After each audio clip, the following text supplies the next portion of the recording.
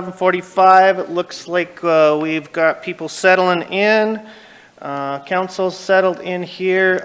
We do have Indra online, so I do have to keep reminded that she is on there, and if you can watch her hand raising, that would be great. Help me. So let's get started with a little bit of roll call. Indra? Here. All right, thank you. Rick? Here. Kathleen? Here. Eric? Here. Seth? Here. Rob? Here. Joel? Here. All right, and it looks like Victoria's not here just yet, so we will continue forward. 11:45, we're starting on time. And there's Victoria. Perfect. Okay, so first on the agenda today is interview with Historical Building and Sites Commission candidate. And we have in front of us today Alexis Smithy. If you want to come on up to the podium. And I will bring it back to, first and foremost, let's have you start out, give yourself a little bit of an introduction and why you want to be on the Historical Sites Committee, please. And then we'll have counselors give you a few questions if that's okay. Okay. I'm Alexis Smithy. I own Road Florist and Gifts, downtown Grants Pass. We've been downtown historic district. If you could, I'm just going to ask you, maybe pull the mic a little bit differently so you can, yeah. All right. I'm not sure it's on. Yep, It's on. Okay. It's on. So Alexis Smithy, owner Thank of you. Road Florist and Gifts in downtown Grants Pass. We moved downtown 5 years ago. We were uptown before. I also serve on the board of Three Rivers Youth Baseball and Softball. Previous 2 years, I was the president. This year, I am the treasurer. Why I want this position, I question myself too. I'm busy enough, but I feel like we need more representation from downtown businesses. I got a little bit involved when there's some sign stuff going on, and I knew there was a need.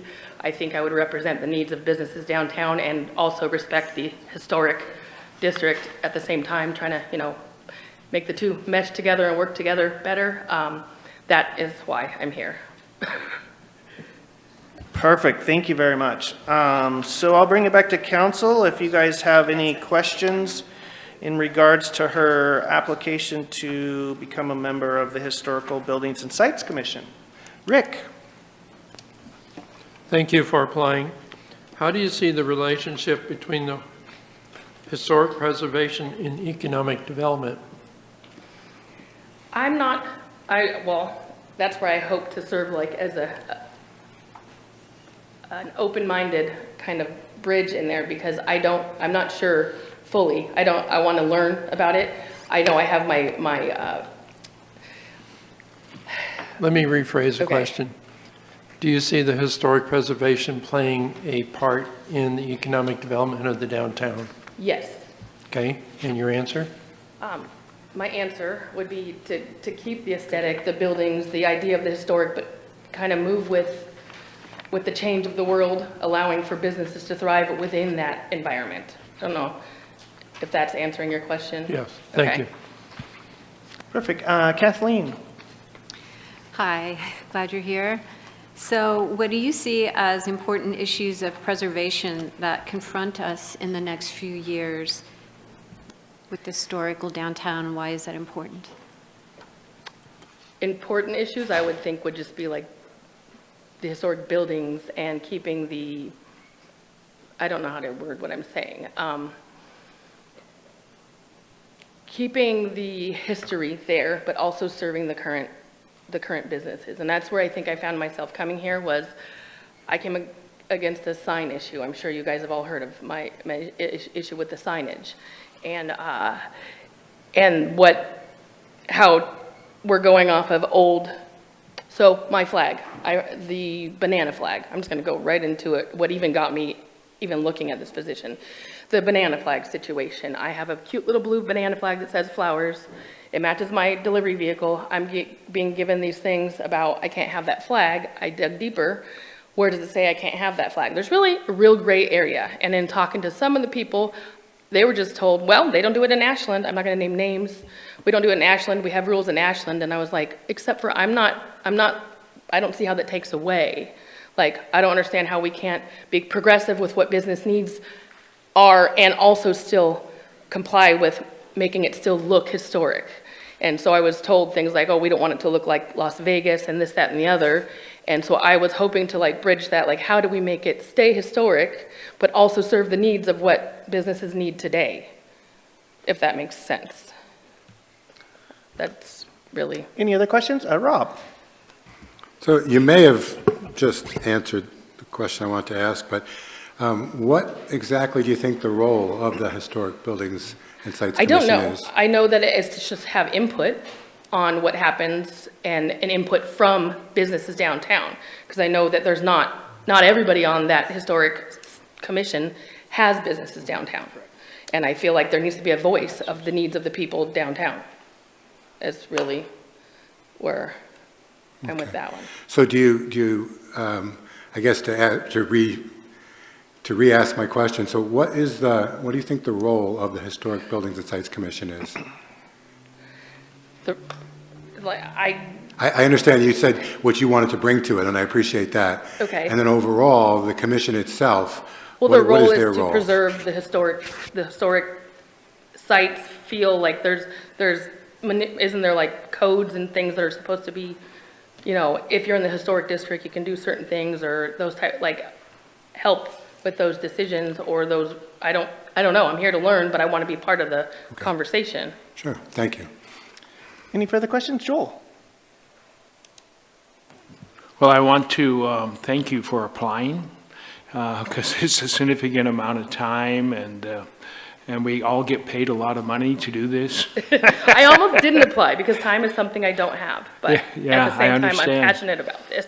So I appreciate your passion. In what ways do you think the commission, and imagine yourself on the commission, can contribute to the welfare of the city? I contribute by giving a perspective of a downtown business, a perspective of a community member. I mean, I honestly, going into this, I don't have an agenda. My thing is to learn and see how I can be of service to make it work the way it should or better or whatever. There's not an agenda except for me wanting to have a say in the signs.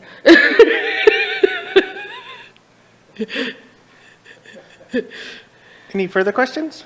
Victoria? So is there anything else you would like to add about your interest in this committee? Not really. It's not something I was looking for. It's something that came across and knew there was an opening, knew I had interest in some of the topics, had thought it over, and the last minute, the last day of the application, I decided to put it in. I mean, I was almost not, so. Oh, thank you. Thank you. Any further questions? Perfect. Well, thank you for your time, and we appreciate your availability to answer our questions. Okay. Thanks.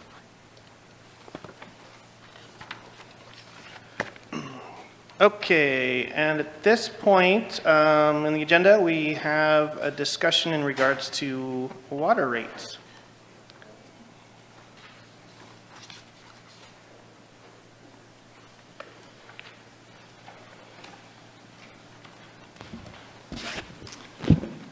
Thank you, Mayor and Council.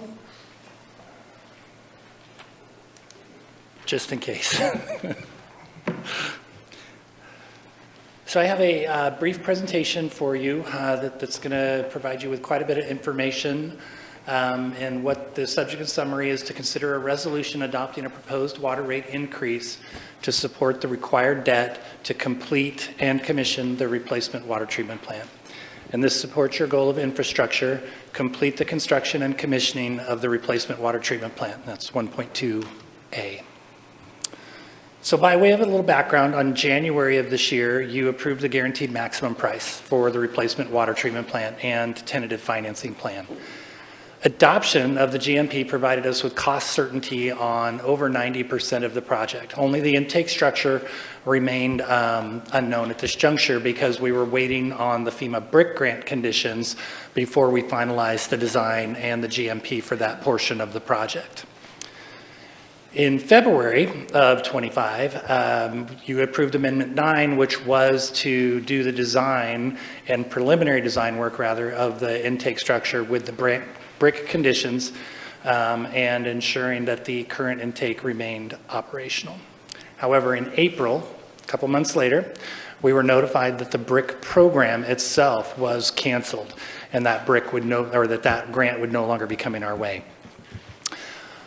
Following a couple of conversations, in May of 2025, Council gave direction to staff to work with our rate consultants and develop a couple of rate options that could support the completion of the replacement water treatment plant. Initial analysis by the SCS group showed that the additional borrowing required by the loss of the FEMA brick grant could be accomplished with the implementation of a minor rate adjustment, It is important to note that previous decisions by Council did lay the groundwork for the strong financial position that you find yourself in today. It's really important to note that we can make our debt service payments today with the rate structure as it is. What we cannot do is cover the coverage ratio. And what that is it's the difference between the money that we have coming in and the money that we have going out. And we need to be at least at a 1.25 for us to be able to get the bonds to complete the project. So while we can meet our debt service payments with the anticipated debt, we would not be able to take out that debt because we don't have the coverage ratio in place. So stepping back a little bit, I want to talk about the 2018 rate study process, it was very comprehensive and it led to the rate that we have today. It looked at all of our fiscal policies, looked at different funding options, rate structure options, rate credit options. It then put in our operating and capital budgets and then looked at all of our revenue requirements. It also performed a cost of service analysis at that time, and that was important to make sure that the rates were distributed over the customer classes equally or proportionately to their impact on the system. And then that finally came back with a rate design for Council's consideration. And we brought back multiple rate designs at that time. The 2000 rate update, or the 2018, implemented several things. A residential lifeline consumption tier, essentially that first tier of water, which we see for folks that don't use a lot of water, a very low rate for that. It lowered all of the fire standby rates, decreased, and that was based on the cost of service, that they were not actually impacting the system as much as we were accounting for previously. It also implemented the water treatment plant replacement fee, and that fee was intended to partially cover the debt service, not fully, but partially cover it. That fee also is set to sunset at the conclusion of debt service, so it will not continue on once the debt is paid for, and it is not tied to the consumer price index. So that means it cannot increase without council action. In addition, all of the other rates were to increase by roughly 5.3% per year plus CPI for 5 years. Only 4 of those years rate increases was implemented. So jumping into that, our rate consultant felt that our rate structure was good, and we did not need to do a full another cost of service. And to get you back numbers as quickly as possible, they came back with 3 different scenarios for your consideration. 2 of which involve increasing the URA contribution, which we'll talk about in a minute, increasing the treatment plant replacement fee from $13.50 to $16 an hour $13.50 to $16 per single-family residential connection. That would occur between January 26th and January of 28, plus 1 across-the-board increase of 4% plus CPI, and then holding the Tier 1 rate or the Lifeline rate at 81 cents per unit for the next 3 years. Scenario 2, and I'm going to show all of these so you can see the difference between them and why one may be more preferential than the other. Increase the URA contribution, increase the treatment plant replacement fee from $13.50 to $16 between 2026 and 2028, plus 3 years of 1.5% plus CPI, and holding Tier 1 water or the Lifeline rate at 81 cents per unit for 3 years. Third scenario is do not increase the URA contribution, but increase all rates, including the lifeline rate, by 2.5% per year plus CPI for 3 years. The reason that the two above looked at increasing the treatment plant replacement fee by that margin is we did feel that keeping the rate increase tied to the debt, and that is a portion of the rate that would drop off when that debt was retired, seemed like a good idea. But that's just one of the things for you to consider.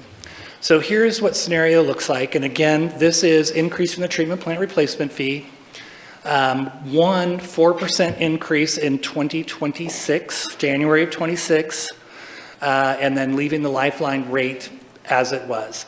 And as you can see that by 2029, the water portion of the bill would go from $47.45 to $54.26, or an increase of $6.81 per month over the 4 years.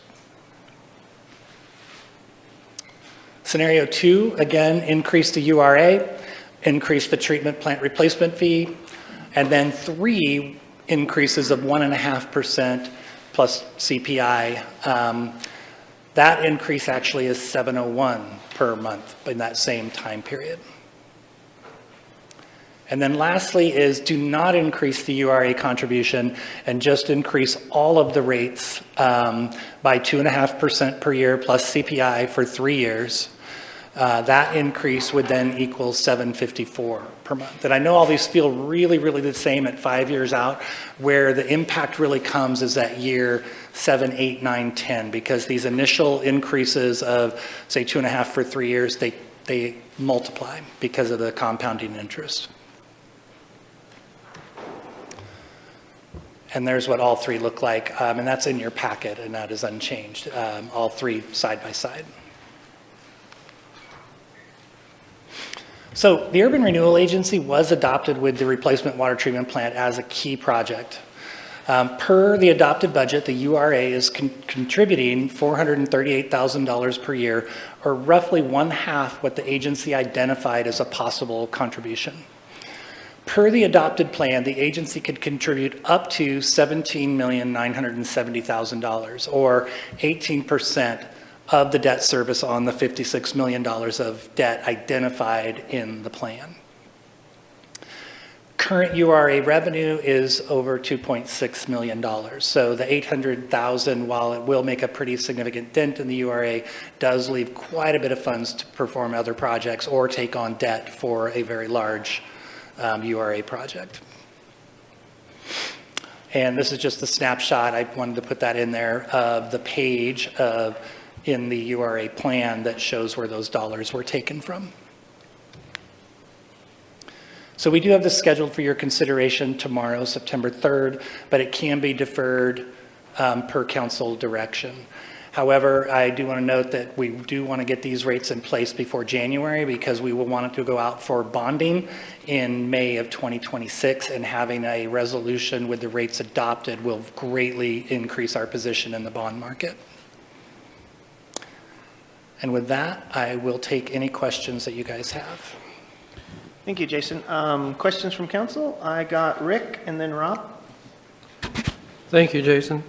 So Wednesday night on page 112 in our staff report, it has 3 different scenarios. Yes. Have those been modified to this now? I think they're the same scenarios, unless I don't have the council packet in front of me, Counselor, so I Well, can't speak. basically, scenario 1 is a 4% for 1 year, 1.5% for 3 years, and 2.5% for 3 years. Those are exactly the same. What we just presented here are exactly the same. Scenarios 1, 2, and 3 are the same scenarios. Okay, thank you. Yes. Rob? So just to kind of backtrack, Yep. I don't know, a month or whatever, we talked about the guaranteed maximum price, Yep. that the contract that we entered into, and then I think at the last meeting, you brought us A change. like an It was $800,000 increase. Yeah. Could you go over again how those 2 things fit into the same paragraph? Yeah, they seem incongruent. However, in between adopting the GMP and actually putting the order in because we were in a holding pattern because of the brick grant. The contractor experienced 3 to 4 increases from the supplier on the electrical gear, and that amounted to that $880,000. That was out of scope. The subcontractor was not under contract yet, only the primary contractor. So when you say that, I think you said something about roughly 90% of the prices are guaranteed, you're saying that part of it was in the 10% that it was not guaranteed, or? It was not intended to be in the 10%, but yes. The other thing is, by our contract, if tariffs do get charged on any materials that are being used on the project, that also is a direct pass-through to the city. And unfortunately, we don't have control over that. Okay, thank you. I got one other question. So on slide 7, talking about the 2018 rate update, Yep. Which sunsets at the conclusion of debt service.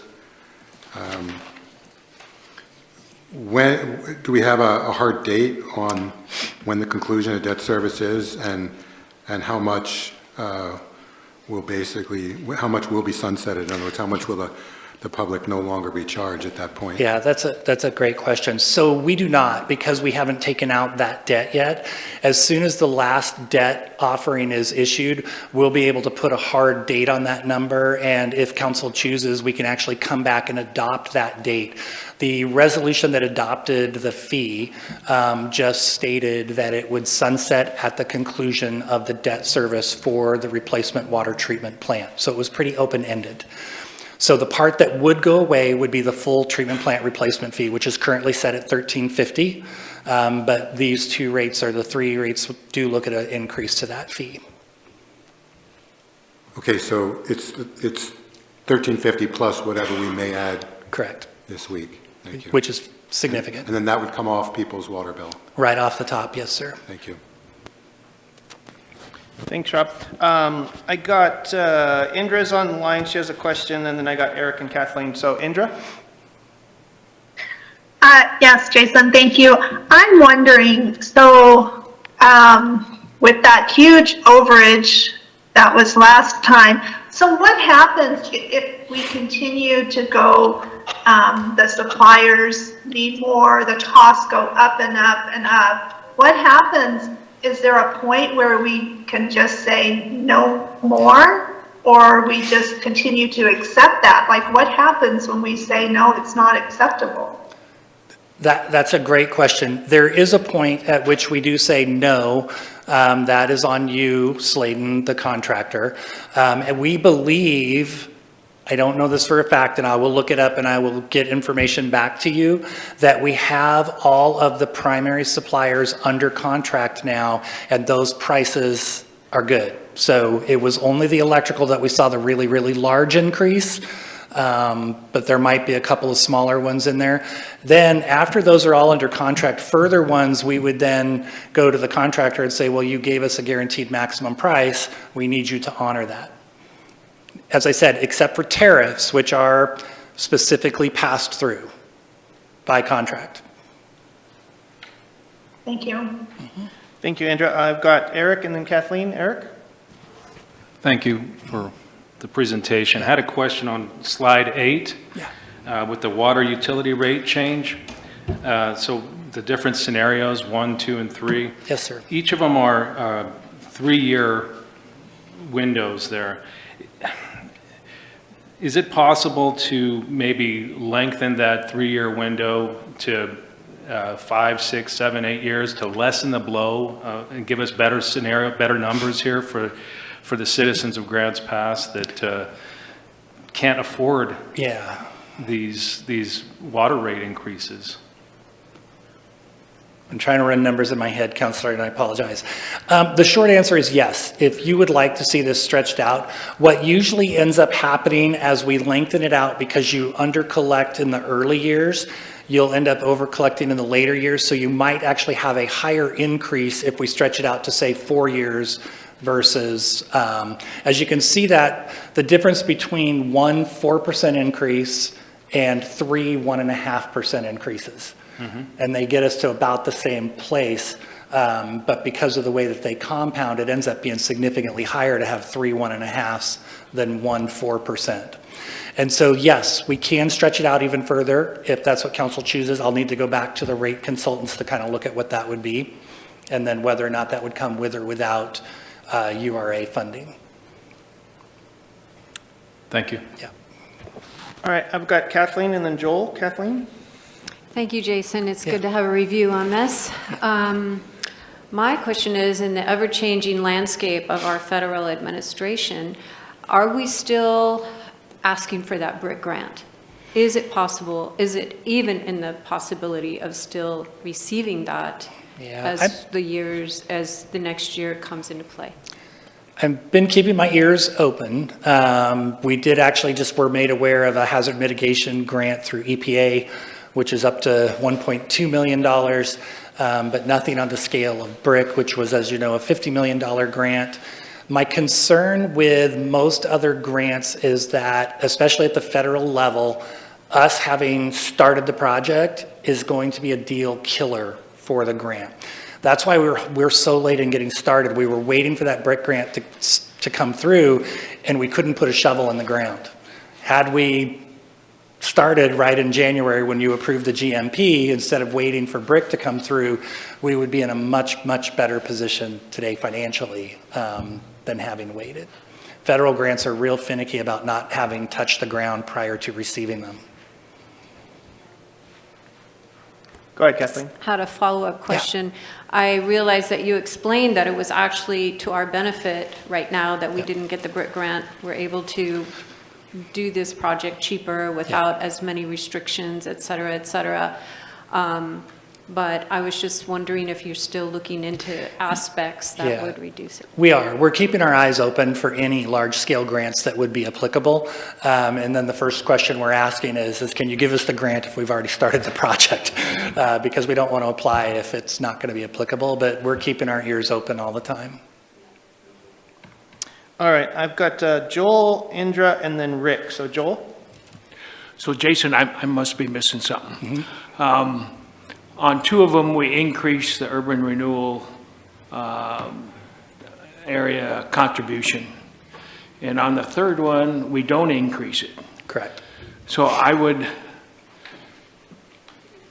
look at that, just like before when we contributed some dollars from the COVID money that we got. It held the rates down. Yes. And it does. And it does. So in scenario 1 and 2, where we increase the contribution from URA, I don't see a decreased rate compared to scenario 3, and I don't know why. You do. It's 3, you got it. Because it's also increasing the treatment plant replacement fee, it doesn't look like that. But the 2.5% per year across the board, that's across all of the rates. When you get out 7 or 8 years, that is a much more impactful rate to the customer base than the 1.5 plus CPI. And then the treatment plant replacement fee is fixed, so it never changes. So when I look on page, if I understood your answer correctly, did I interrupt you? I didn't. No, you did not. Okay. On page 12, yeah, you got it right there. Okay. And I look at the difference between rates of the 3 different scenarios. Yes. For the first 5 years, it's actually scenario 3, if I understand that correctly. Let me see. What is this? Yeah, scenario 3 is on the bottom. On the bottom. Yep. That and that is the one that does not have the urban renewal. Correct. And I look at that, and the urban renewal dollars make a difference. So for total water charges, let's say in 2029, make a difference of 53 cents. Yeah, it doesn't appear to be that 2. much in year 5. It's years 10, 11, 12, as you continue to compound that interest, Counselor, that those numbers, they get farther and farther apart. So by implementing either scenario 1 or 2, the end user rate for the water will stay much lower over time than it will under scenario 3. Right, that seems to be a pretty small increment of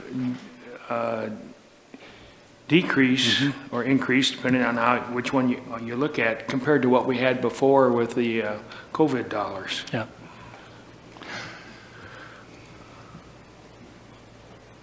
That's what I don't understand. I understand what you're telling me, and Yep. the miracle of compounding interest, and that gets to be more the farther out you go. Yeah, I actually have this carried out like in my spreadsheet out, I want to say 15 years, or it's way out there and the numbers start Yeah. getting very far apart. But I can bring that back to you tomorrow night if that's something that would help with your decision making. Yeah. Otherwise, there's no really substantial difference. 50 cents a month. Okay, thank you. You good, Joel? All right, I've got Indra, Rick, and then Rob. So Indra, you have a question? Yes, Jason, we talked about this a little bit with the first presentation, that you're showing residential only, but this will affect businesses. Is that right? Yes, that is correct. And so how, do you have a chart on how it affects businesses? I didn't in today's presentation, but it is, I believe, the full rate is in the council packet. And I can have that, I can just bring those right into this presentation for tomorrow night's presentation if you choose to move forward.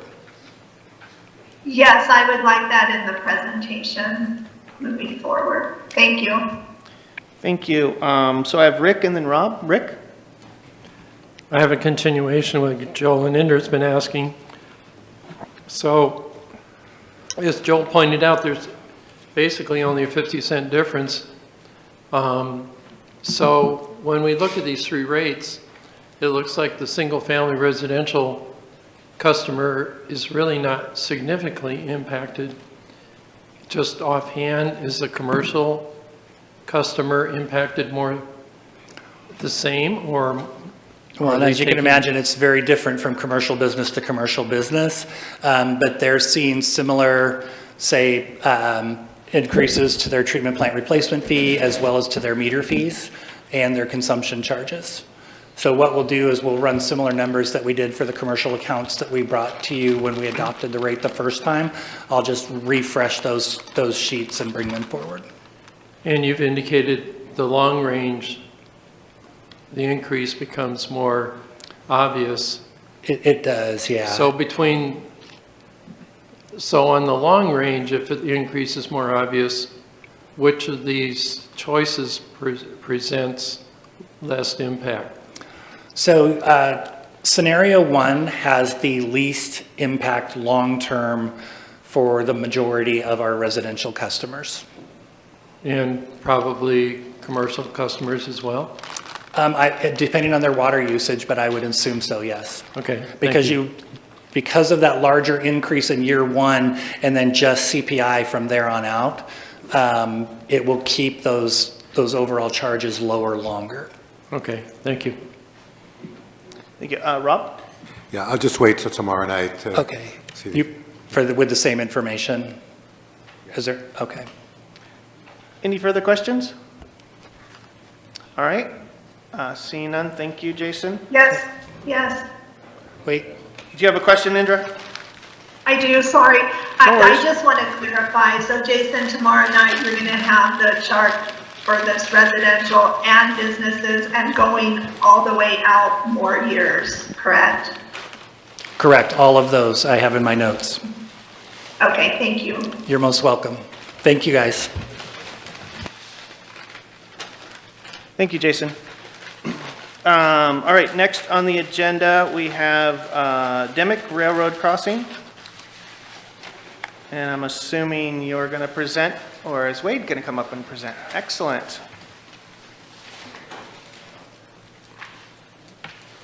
Wayne is right. Wait, I was going to present next. He's always moving shit. He's right on. You know?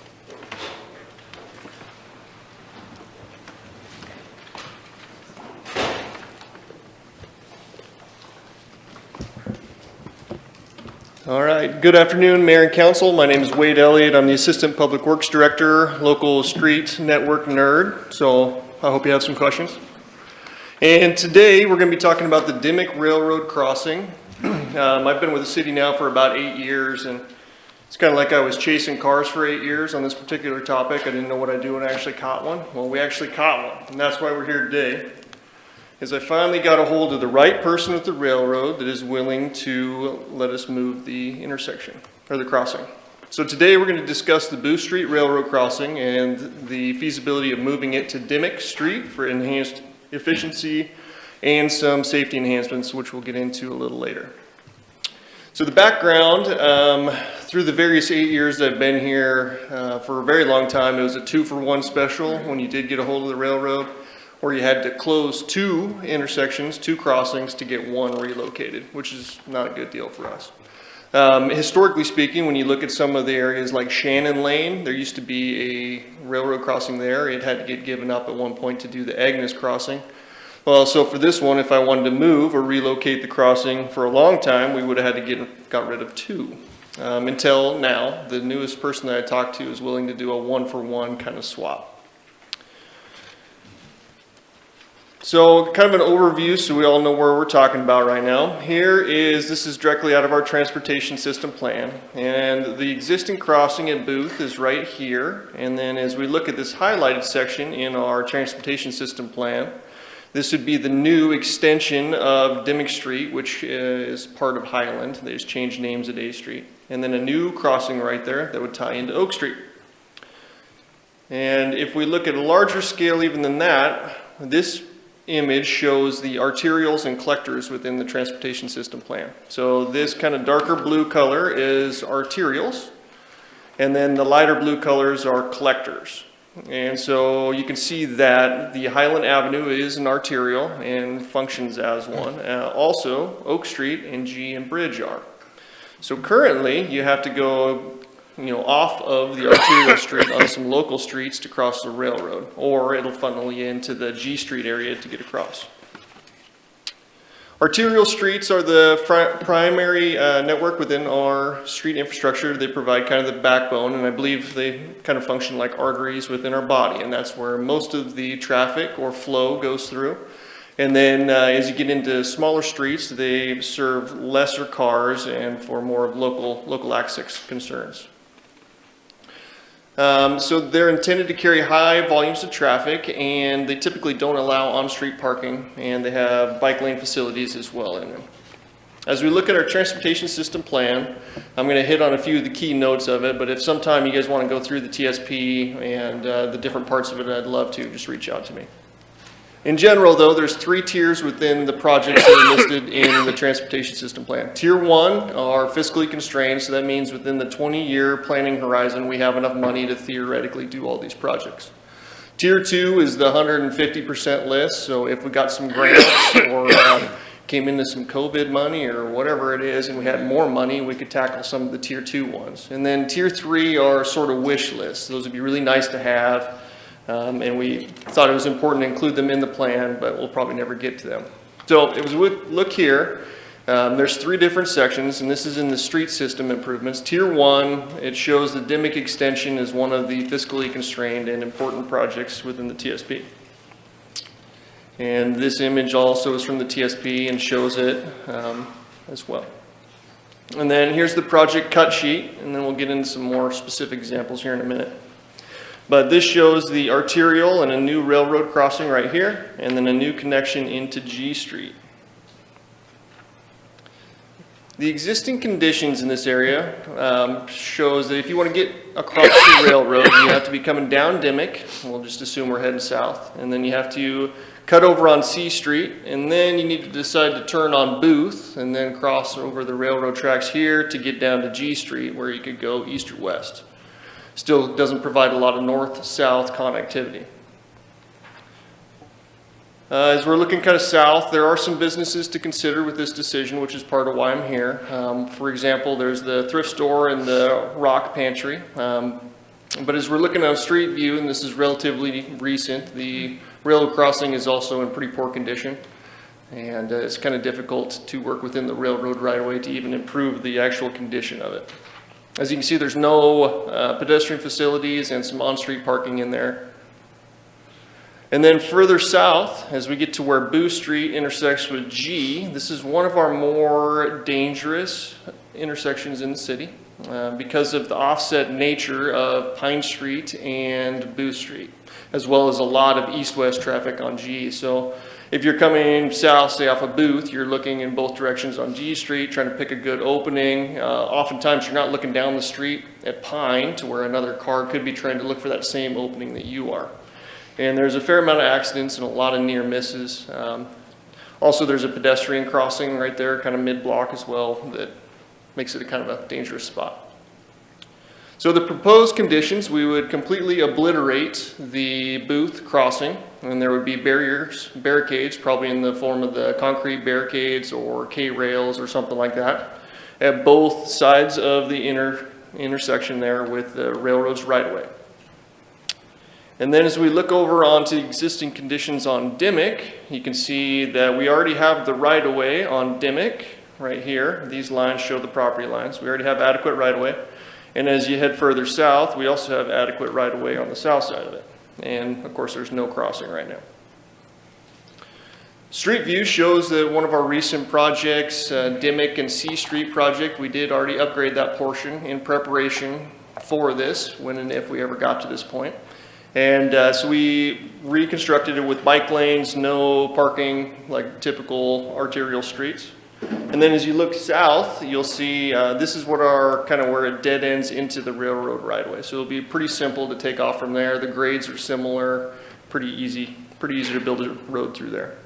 On the south side, looking north, you can see this is that gap that we were talking about between those buildings. You just can't quite see it because it's a little bit out of sight there. And then heading south, you'll see that Dimmick is pretty narrow there. And it won't likely support a lot of vehicles as it currently is, but we do have the right-of-way. And then the intersection at Dimmick and Oak is still a little bit offset, so there's still some of the same issues that we had at Booth, although it is less offset, and so it'd be a little bit safer. There's also a little bit of extra right-of-way in here that I believe that we could look at maybe acquiring some property that is vacant on either side here to make it a lot better and safer of an intersection. Because we're assuming that being an arterial, it's going to carry a fair amount of traffic. So proposed conditions with this project would be that we're going to construct a new railroad crossing right here. And that would be done in conjunction with the railroad, using the railroad's designers, railroads, contractors, all of those things. And then on either side of it, we would have a city project that would reconstruct Dimmick on the north side and reconstruct Dimmick on the south side, all the way up to and including the intersection with G Street. So the next steps, I'm here today just to make sure that you're all on board with this. It is in the TSP, which was adopted by council, but that was years ago. So I want to make sure that you guys are on board with this. And then if you are, then I'll work on getting a design contract executed with the railroad's design engineer company. And then concurrently, we're going to start doing the design work with our in-house engineer, Thornton Engineering, on the sections outside the railroad right-of-way. And then after that, once they're both designed, we would get a contractor on board through the railroad, and concurrently, or maybe we'll be a little bit ahead of them, we'll do our own request for proposals or a bid to reconstruct Dimmick on either side. So if everything works out really well, we'll get finished up, the railroad will get finished up, and then we can open everything up and it'll all come together seamlessly. That's the plan. Financial considerations. Right now, the estimate I got from the railroad's design engineering company was around $85,000. TR, we have a capital project for this, TR 6247, it's in your capital book. And it has approximately $300,000 in it, which would cover the railroad's design company, as well as Thornton Engineering and some of the survey and other associated things. And we think that the project's going to be about $1 million, give or take. We'll get a better idea as we refine the scope, which could be allocated in future years to get the actual construction done. This project is funded using our allocation of gas tax and transportation system development charges. Okay, so with that, it's at your direction. I'm hoping today that you guys will give me the green light and I'll go make it happen. If not, we can look at this. There's going to be a good opportunity if we decide not to. We have to redo our transportation system plan in 2027 to be in conformance with some of the new state mandates. So that would be a time where if we don't want to do this, we can pull it from the new TSP at that point and go a different direction. So any questions? Thank you, Wade. Any questions from counselors at this moment? I got Joel. Wade, given that transportation plan and assuming that it was sound reasoning, you know, this is a great follow-through on that to actually do what we said we're going to do. I need to ask you a professional question because you know more about it than I do. Is this the top priority in that transportation plan that we need to address, or are there some new ones that popped up that wasn't covered by that would be better suited? Well, I think that there are some more important projects to tackle today, but also I think there's a significant opportunity cost that we may lose if we don't kind of jump right now with the railroad. I've been working on this one for 8 years.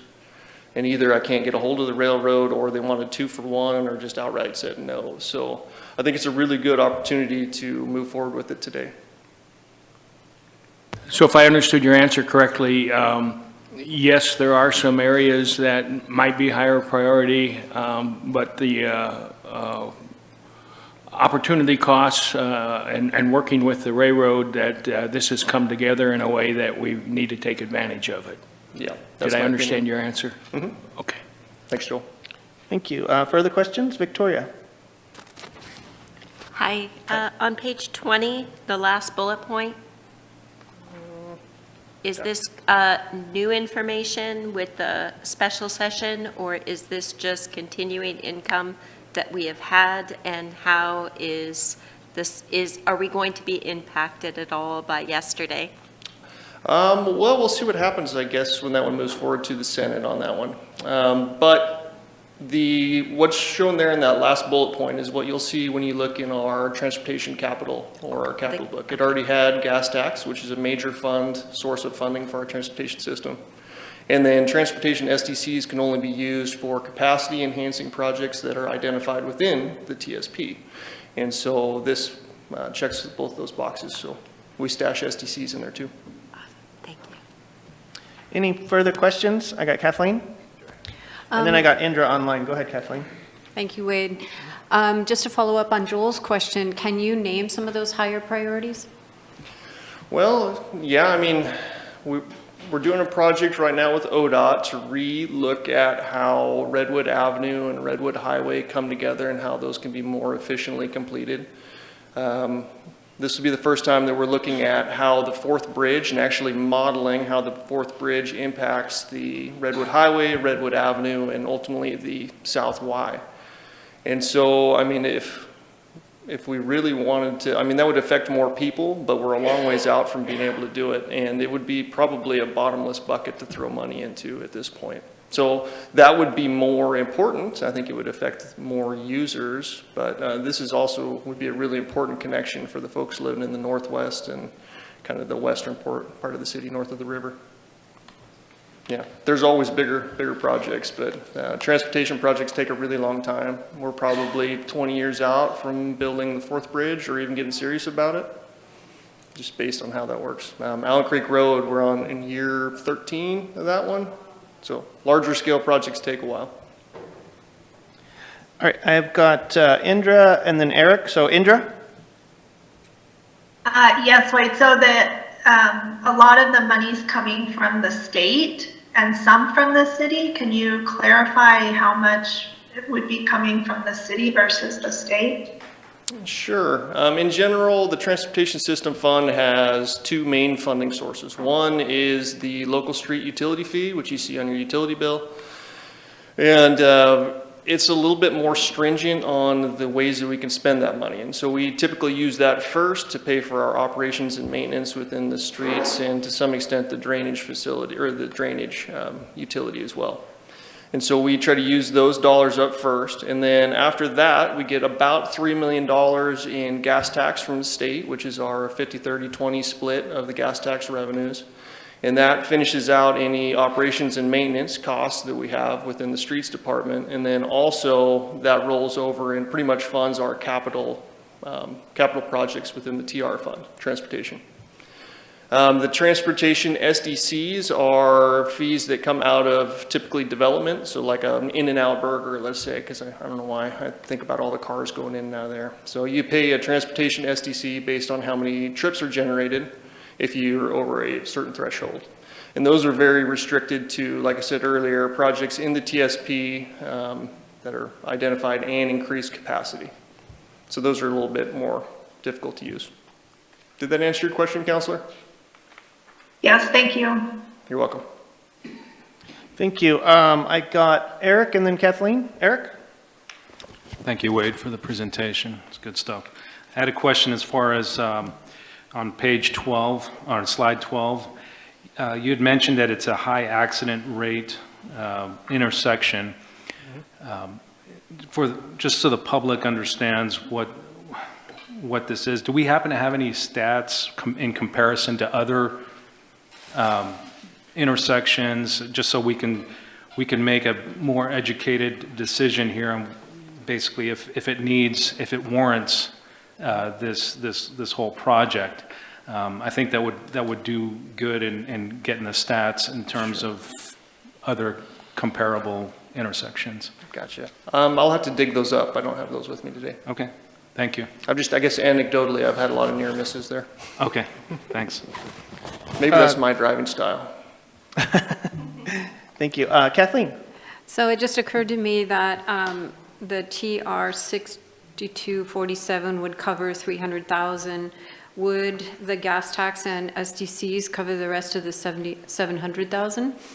Yeah, that'll probably be part of the funding package that we put together to fund it in the future, which is how we fund most of our TR projects. So the next budget cycle, I'll look at how many capital dollars we have and what kind they are, and then where we can allocate those funds to.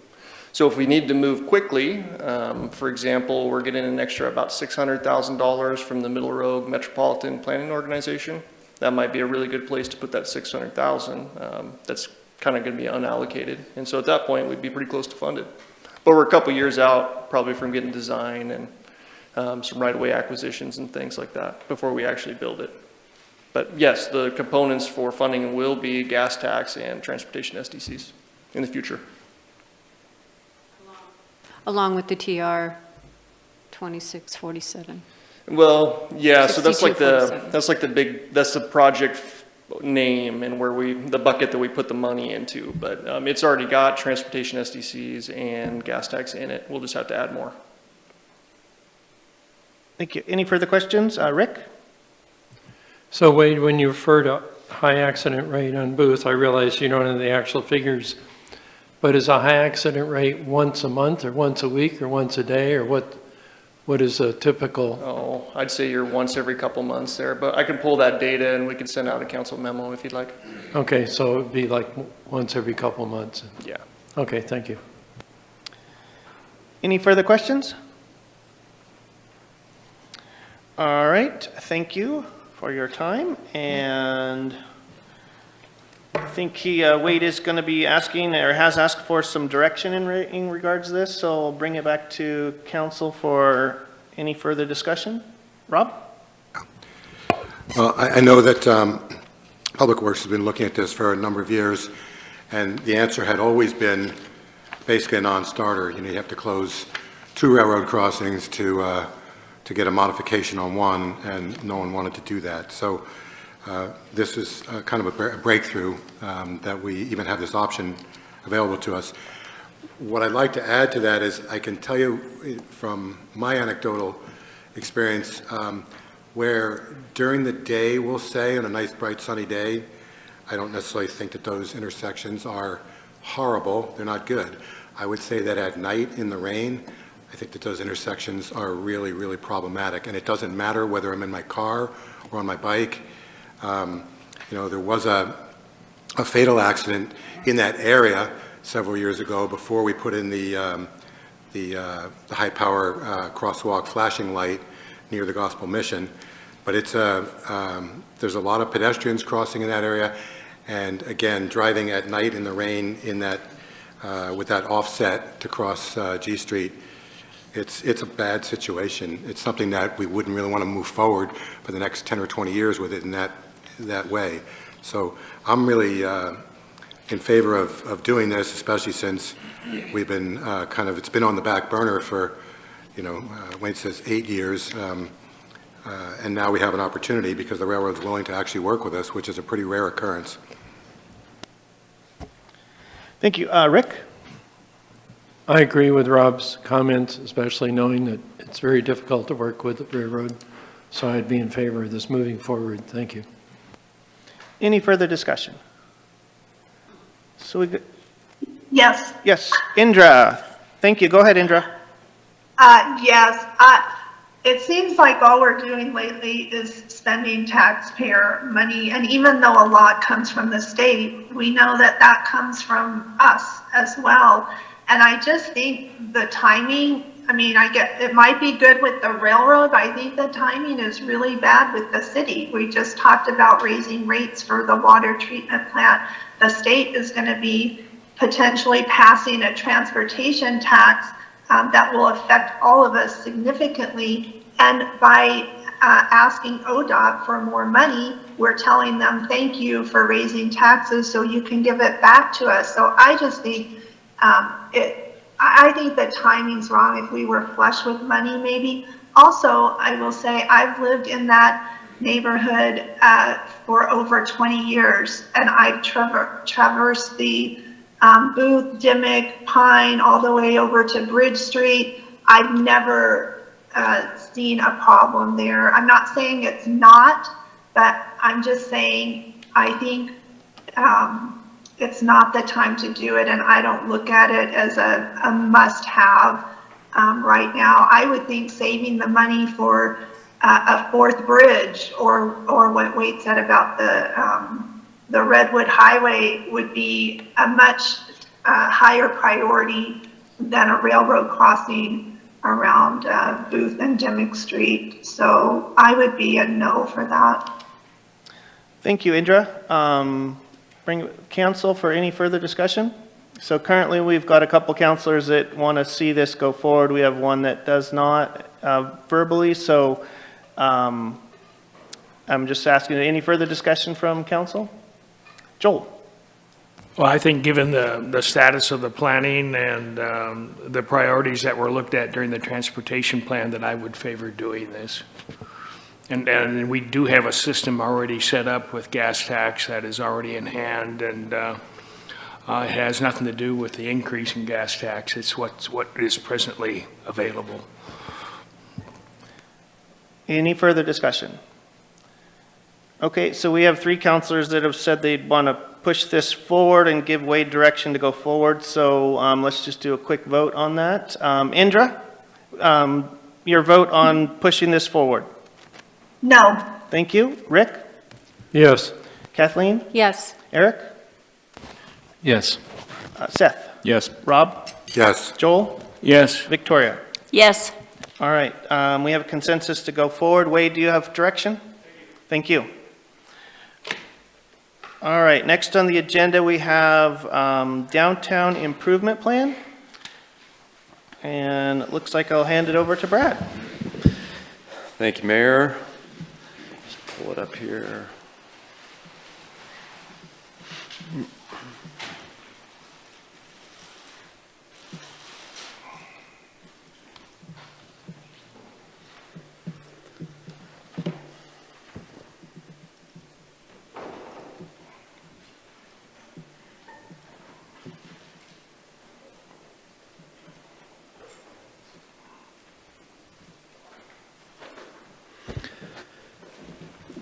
Good morning. So today we are here to talk about an item that's in your strategic plan. Downtown improvement plan is one of the items that in April, when you held your workshop to develop your strategic plan, you identified this as one of the goals. So it had got kind of put onto the workshop. I will say right from the outset that while I do have several slides here, I think at the end of the day, I would anticipate a second workshop. I mean, this is just me, because I think we are today really seeking some guidance at a more high level of how the council wants to define an improvement plan. In the planning world, you could define an improvement plan in a lot of different ways, and we'll go over a couple of those today.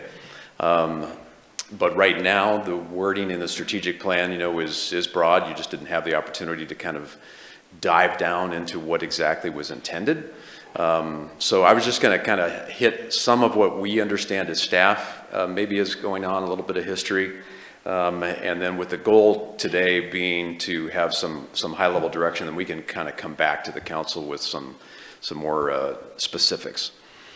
So the summary is really 2 points, giving you an overview of the existing downtown infrastructure, improvement plans, policies, and investments, and then have a council discussion on kind of that preliminary scoping. As I mentioned, there is a relationship to your council goal, very specifically in the strategic plans, number 2.2C, and it says develop a downtown community improvement plan. So in April 25, you set this as an initiative. There wasn't a lot of time to kind of dialogue about it at that point, so that's part of why we're here today. So we're requesting clarification on kind of these 3 big things. Obviously, we can take it whatever direction you want to, but the boundaries that we're talking about, the specific activities that you'd like to see, and then some guidance on timeline and priorities. So for this conversation to start out with, we are assuming that when your strategic plan says downtown improvement plan, that we are talking about the central business district. This may or may not be what you intended, but what we have here, get the right little pointer here. This pink area is the central business district today. And then you see this other kind of tannish color that's outlined in the middle of that. That's the historic district. So for downtown, when we talk about it more from a zoning standpoint, we're talking about the pink area, and that incorporates the historic district. So the downtown, you can see it's got a lot of jagged edges to it, but in general, on the north, it starts at C, and on the south, it goes to J. And then on the east, the furthest point is 8th Street. And then on the west side, we're talking really around 3rd, but you can see it kind of angles out there where Depot Park is at. So that's today what is the boundaries of the central business district. It's about 79 acres. And there are other ways to talk about downtown. Some other plans that the city have kind of gone to the river. Some have gone a little bit wider. Some have gone a little smaller. But this is what we have today. This is our assumption moving ahead. So again, this is that one of the topics we wanted to cover today. And is that your understanding? So the city actually has a number of different adopted plans that address various elements of improving downtown. A couple of them are here on the screen. We have our comprehensive plan that has an actual subchapter called Downtown Plan. There's a transportation system plan that incorporates elements of improvements to downtown. Wade talked about that TSP, and if you look at the TSP, there's a lot in there. One of the things related to that is the 6th and 7th Street corridor study that is currently underway. We also, of course, have master utility plans. We have our urban renewal agency plan, and then the Parks and Rec master plan talks a little bit about it as well. I wanted to take a next couple slides to talk about the Central Business District Vitalization Task Force. So this is a group, for those of you that are new to the council that you may not be aware of. It was formed in 21. They started meeting in 22. They held 8 meetings between April and August of 2022. And then in October, there was a report presented to the council. And here are kind of the highlights from what that task force recommended. They recommended implementing the terrain architecture downtown plan, which had just been completed maybe, I don't know, 6 to 7 months prior to this task force meeting. That was an initiative that was done focused on downtown improvements. It had really more to do, it was done by a landscape architecture firm, so you can imagine there was a lot of focus on design, on improving alleys, on improving seating, a few things related to bump outs, in terms of pedestrian improvements. So there was a lot there, and we can certainly get that to you, but that was one of their main outcomes from this task force, was they would like to see that plan proceed. They also recommended abandoning the concept of making G Street one-way, talked about parklets being available, which, as you know, was done after that, and then implementing the Thornton engineering recommendations related to lighting and alleyways. The task force also talked about some funding, and they recommended allocating funding for the projects that they talk about in their recommendations. There was an acquisition of additional parking from sites identified. They would like to see that happen. There was some lighting projects, and then again, some parking-oriented recommendations related to not losing any parking. So those were the main things from that 2022 task force. A few of these have started, some of them haven't. Some of them, like the parklets, have actually been mostly completed. So here's a snapshot from the terrain plan, which, as I mentioned, was one of the 2022 task force main items. I apologize, I should have put a legend in here so you understand what all these rainbow colors are all about. But basically the green has to do with street tree improvements, either replacing trees that are dying or planting new trees on those areas where we don't have any street trees. Some of these intersection areas is where the plan recommended some bump outs to provide that sort of island for pedestrian safety. The really red ones are parking lot tree improvements, and then the blue ones are kind of more destination oriented improvements, like the Owl Plaza. Owl Plaza was one of the main projects that Jim Love, who was the author of this plan, kind of covered in this. So that was one. The other significant pedestrian-oriented one is that alleyway between the post office and the railroad track that connects the Grasshopper lot to 6th Street. That's landscaped today, but that plan spent quite a bit of time looking at how that connection in there could be improved as kind of an art walk. So over the past 3 years, we have made several investments. We've expanded municipal services a little bit, primarily through the Lou's, the two new restrooms. We put about $675,000 into the Welcome Center improvements, which included adding those 3 new public restrooms. We also added the 2 new freestanding restrooms at Osprey and Beaver.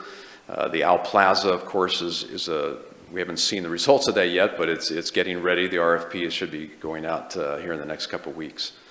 And then we've got the Duck, Grasshopper, and Osprey lot. We've done sealing and striping there. There's the EV charging stations, and then some public art projects. So those are all kind of within the last 3 years, some improvements that have been made. In terms of the budget, the downtown development is as you know, one of the funding centers, one of the cost centers that we have in the budget. It's funded today with 73% general fund, 23% lodging tax, and then we have some other revenue in there. And these are kind of the main services related to that downtown development portion of the budget. The last portion really maybe is the most relevant to today's conversation, and that's the public parking lots, hanging flower baskets, and then trash collection, sweeping, and ground repairs. Those are all things that are covered under that cost center. And then here's what that looks like in terms of actual numbers. The downtown development portion, so it's, you know, we come in for FY26 around $644,000, and that covers personnel, which we do have one FTE that is dedicated to just downtown. That also includes a little bit of Dana's time, a little bit of my time, and then we have we have a code enforcement officer in there as well. And then the contractual and professional services is the other big one, and that is really a lot to do with the approximately 70 garbage cans that the city has all around downtown, and maintaining those, cleaning those, emptying those, as well as several other, you know, maintenance and landscaping oriented things. So that's today what we have in the budget. So getting to your strategic plan and kind of why we're here today. Again, these are pretty high level, so this is one that maybe you didn't anticipate being improved, but we threw it in there, and it says increase residential occupancy and livability in the city. This is kind of falls under the downtown section though. So, you know, this would be really an improvement to like the upper story residential downtown. So I guess, so that's one question, you know, is this, do you consider this in downtown improvement plan to be also sort of inclusive of the private buildings, those second stories, and improving residential occupancy downtown? Or is that a completely separate subject for you?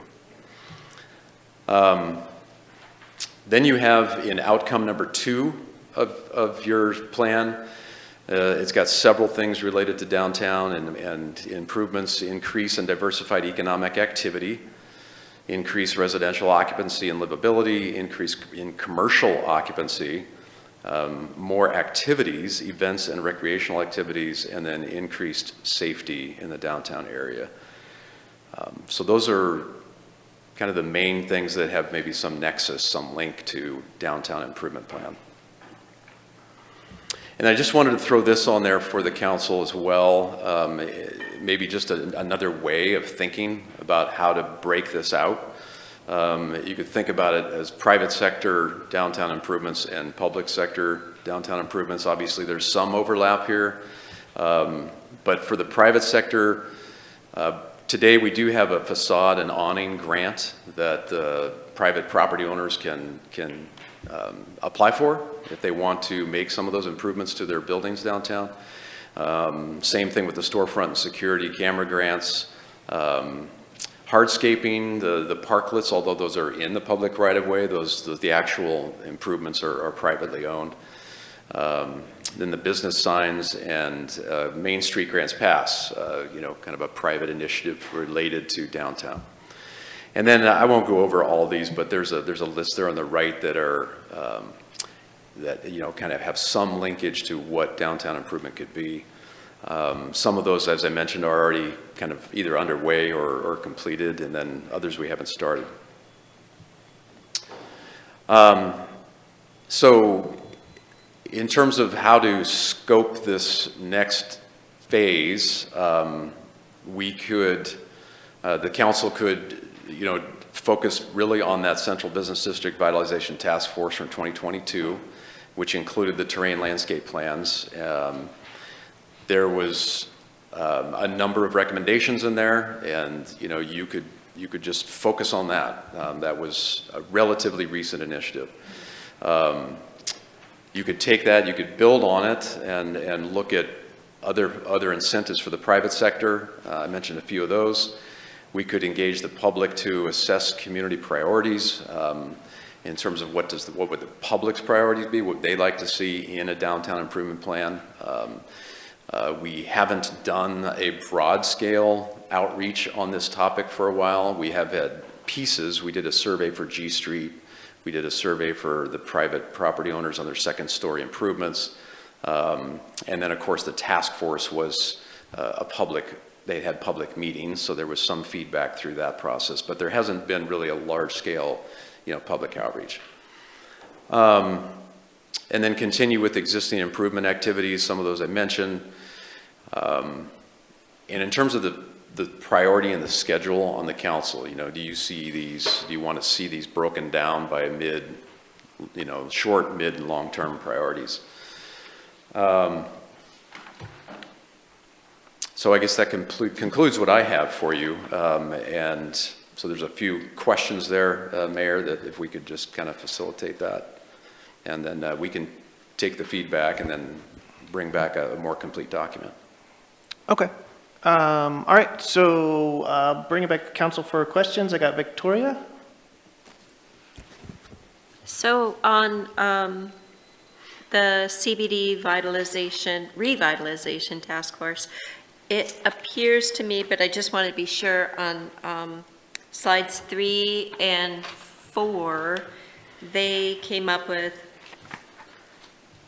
eight. Was this just 8 different Recommendations.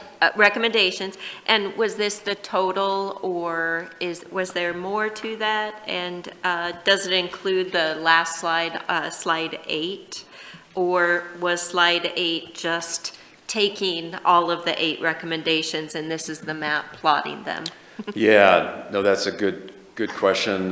So these 8 bullets on these 2 slides, 4 on this slide, 4 on this slide, are all of their recommendations in terms of that. But of course, within those, they had some more detail. This slide was attached as part of the task force's recommendation to the council, because this is taken from the terrain architecture plan. And the task force essentially adopted or recommended that complete plan in its entirety. So this was attached to the task forces. Yeah. Any further questions? Seth? I have a couple quick ones. Let's see. Well, the first one is the Al Plaza. Is there any updated timeline on that project? Yeah, so the engineering is 100% done. The RFP is mostly drafted. The main piece that's outlined is the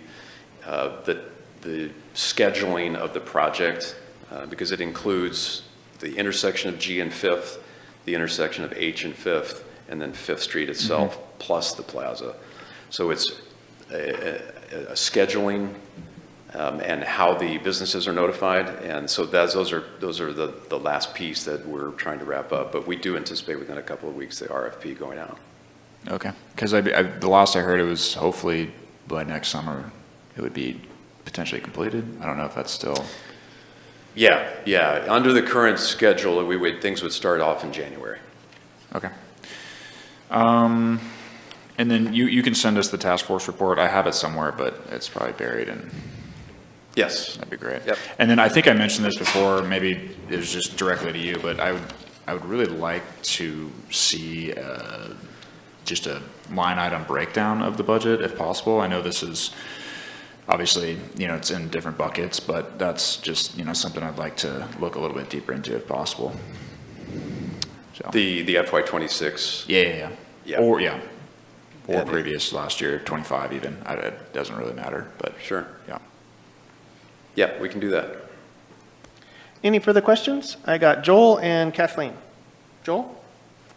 Good presentation, Brad. So if I understand you correctly, what you're asking the council is, should we scope with the public on what the task force came up with to get priorities and of our citizens and what they want to focus on? Is that what I understand you're asking us? Yeah, that's one of the questions there, the third bullet, in terms of a scoping consideration. Is that, or are you comfortable, with the kind of outreach that's happened to date? Do you feel like you already have a decent understanding, of what the community wants? Because, this could be taken just maintenance. Downtown improvement could be interpreted to just focus strictly, and you probably wouldn't need any outreach for that. Keep it clean. So then the other question I had, and Josh is out here, which I appreciate.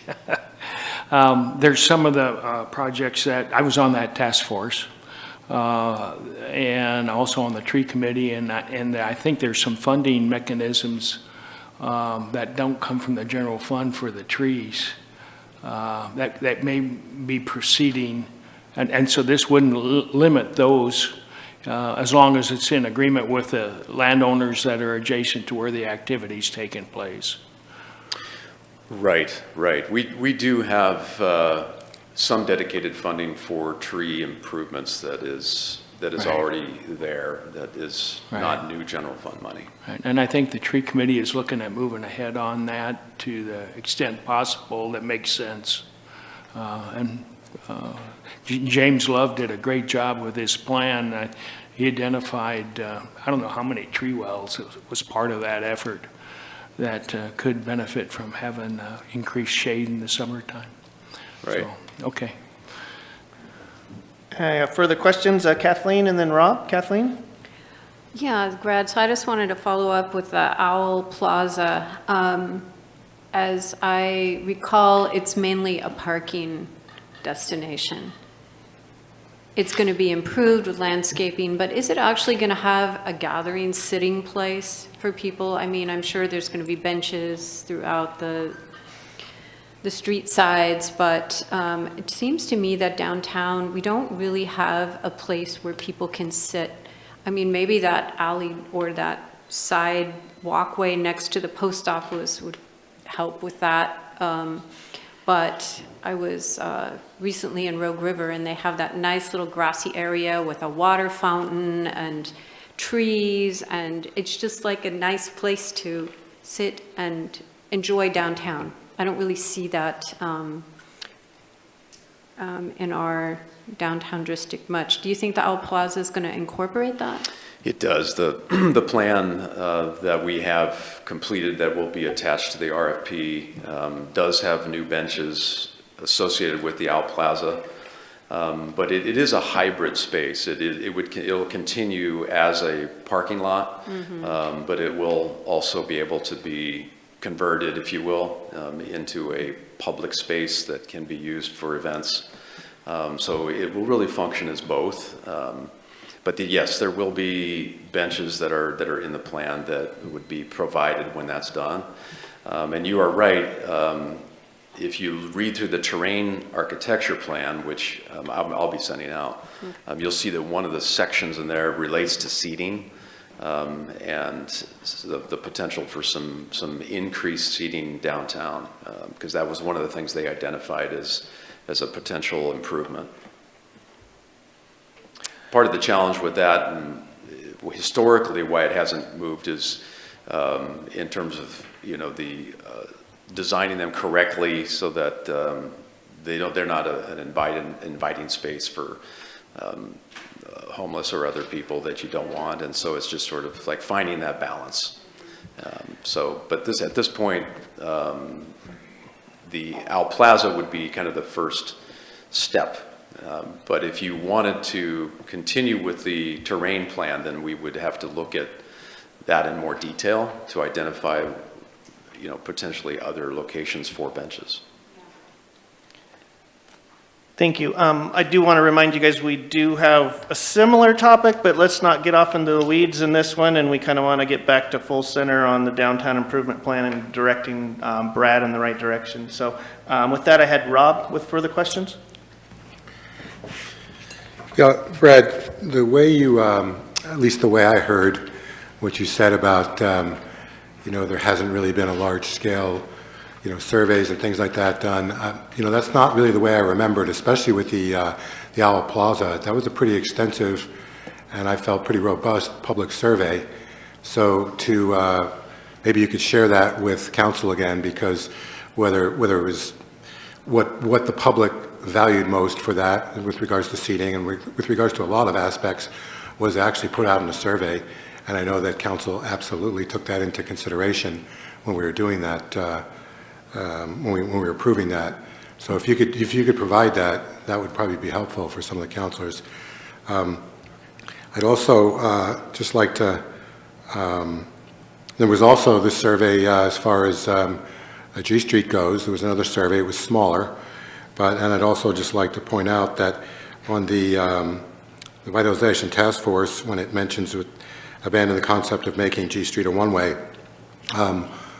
most, if not all, of that task force actually started out with a strong consideration or preference to making that a one-way, and it was based on the data that was brought out, that is in that report, in the task force report that hopefully you'll be sending out. There was extensive data that basically it was based on that task force decision to not recommend one-way because there's data from other cities and a lot of unintended consequences. So that is in the task force report. I think it's in the appendix. It's not apparent. It's not on a quick view, but it is all in there if council wants to see how that conclusion was come to. But if you could send out the surveys that have been done, I think they were more robust than you kind of played them up to be. Sure, yeah. No, thank you for the clarification, Councilor. My point was more focused on like moving ahead in terms of what your community improvement plan now that you want to do as related to your 2025 strategic plan. If you were looking for more, input on that, but you're right. There was the Owl Plaza there was Porch Fest, booth, growers market booth. There was surveys, so that had a lot. Further questions? I got Victoria and then Eric. At the beginning, you said this might be something that would need another workshop, and I'm probably more in favor of that with a lot of the things that have been said, just with the information, providing the information that Rob was just talking about, and more line by line a rundown. And it just, in some of the details that you were talking about, it seemed like maybe, and correct me if I'm wrong, that some of the things that were going to be done here are now being done elsewhere and in different ways. So it would be good to know what those things are and where they're being worked on elsewhere. So that would be something that I would like to see. So maybe expanding it to another workshop. Okay. We got further questions, Eric and then Joel. We're into discussion, which is good. We're in discussion or question? Well, if you have questions, that would be great, but it's kind of a same ball of wax at this moment in time. Okay, same ball of wax, got it. So here's my ball of wax. I have a question in terms of 2022, when this Central Business District Task Force was created. Do we have a reason of why we're just now getting around to this again? I think you may have covered it slightly, but why such a long period of time that has elapsed? Well, many of the recommendations that group came up with have been implemented and continued forward. The tree plantings, we have planted several downtown trees. We have completed entirely the Owl Plaza planning. We've identified the funding. Now we have an engineered plan for it. We have lighting that's associated with the downtown plaza. That was also part of the task force plan. And then some parking improvements we've been working on. So I guess to your point, Councilor, there's pieces incrementally, which is kind of the nature of this task force. They covered so much so I think it's coming back now because you specifically identified as a council, the community or downtown improvement plan. Okay. Yeah, great. Thank you. I had another question in terms of this task force. Would it be worth, being that the amount of time that has transpired, would it be worth getting another task force together, or would that be a lot more work? Are there many expenses? What does that look like in terms of creating another task force if we go down this road? Well, next week, we start a new task force called the Development Code Task Force. So we'll be putting a lot of energy towards that. I guess this kind of, we take direction from you, but I mean, from my perspective, we probably don't need it because there's probably enough material that we have here today, much of which I presented today, that it's maybe just more a issue of prioritizing what's already there. But if as a result of your deliberation, you think that, yeah, there is a lot more direction that's needed from the community, that is an advantage of a task force, is that you're getting that very focused community feedback on one topic. So that's where I'm at. I don't know if Aaron or anybody else has any thoughts on it. Is there cost involved with that? Not typically. I mean, the task force expenses are typically all absorbed within our current staffing. We don't, we use, in the past, we've just used existing staff to organize the agendas and, get those together. So most of the research, unless there's a new study that kind of comes out of a task force, that's usually the biggest financial impact. Thank you. And my only addition to that is we now have a downtown Main Street program, which we didn't have back in 2022, and trying to synergize with them ultimately once they have some goals and ideas, and seeing how we may look at our current plan and how that may be, something that we could support the Main Street on different projects might be a good thing. Further questions? I got Joel. I'm headed into discussion. Well, let's do it. Go for it. Okay. So right now, on that task force, you need to read the plan of the task force before you want to get a new one, because they did a pretty good job. They had a pretty broad representation across the city. And then James Love did a great job as an architect with a plan that he presented to several committees at that time, and the committees really liked what they saw. But what I see here is, so we've completed some of these things. We have the visitor center. We're working on the Beaver Lot. We have some private incentives on parklets. We got murals that are being done. But there's not the holistic scoping with the public on what remains to be done that would tie everything together, that I think would be rather easy to do, though it takes energy on the part of staff. And then that would help us to prioritize what's remaining. I know a lot of what I know personally of that answer. There's a lot of concern about the cleanliness of downtown, given what they've been through, what we've all been through for the last 5 years. So like the waste baskets and things like that probably are a no-brainer. I'm not sure we need to wait for the scoping to say we need waste baskets. but so there'll be some small things like that. But I think it's a no-brainer to go ahead and scope with the public on what they want. And downtown is a good organization, but there's also a lot of businesses right now that aren't members of that. And we need to be inclusive in that scoping. And then bring that back, and that'll be a tool for us as well as Downtown Grants Pass on what they can do with getting grants and that kind of thing. So I see it as a no-brainer, and it's just the next step. This is what the task force said. Well, we need to read it and not just redo what we've already done. And if there's something else that needs to be done, that's great. Second is what have we already accomplished? What remains to be done? And then to scope with the public, this is what we've done, this is what remains to be done according to what the task force came up with.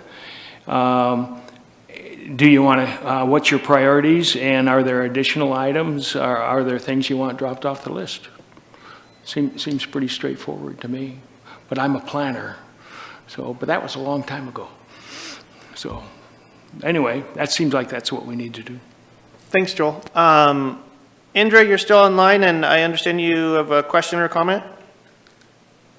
I do, yes. I agree with Joel. I think we should put it out to the people of what they want, see what they want to do, but also, like Joel mentioned, if there's stuff they want dropped off the list, basically what the priorities are, because Brad, if I'm correct, I don't have papers in front of me, I apologize, but 73%, I believe it said, of the monies come out of the general fund.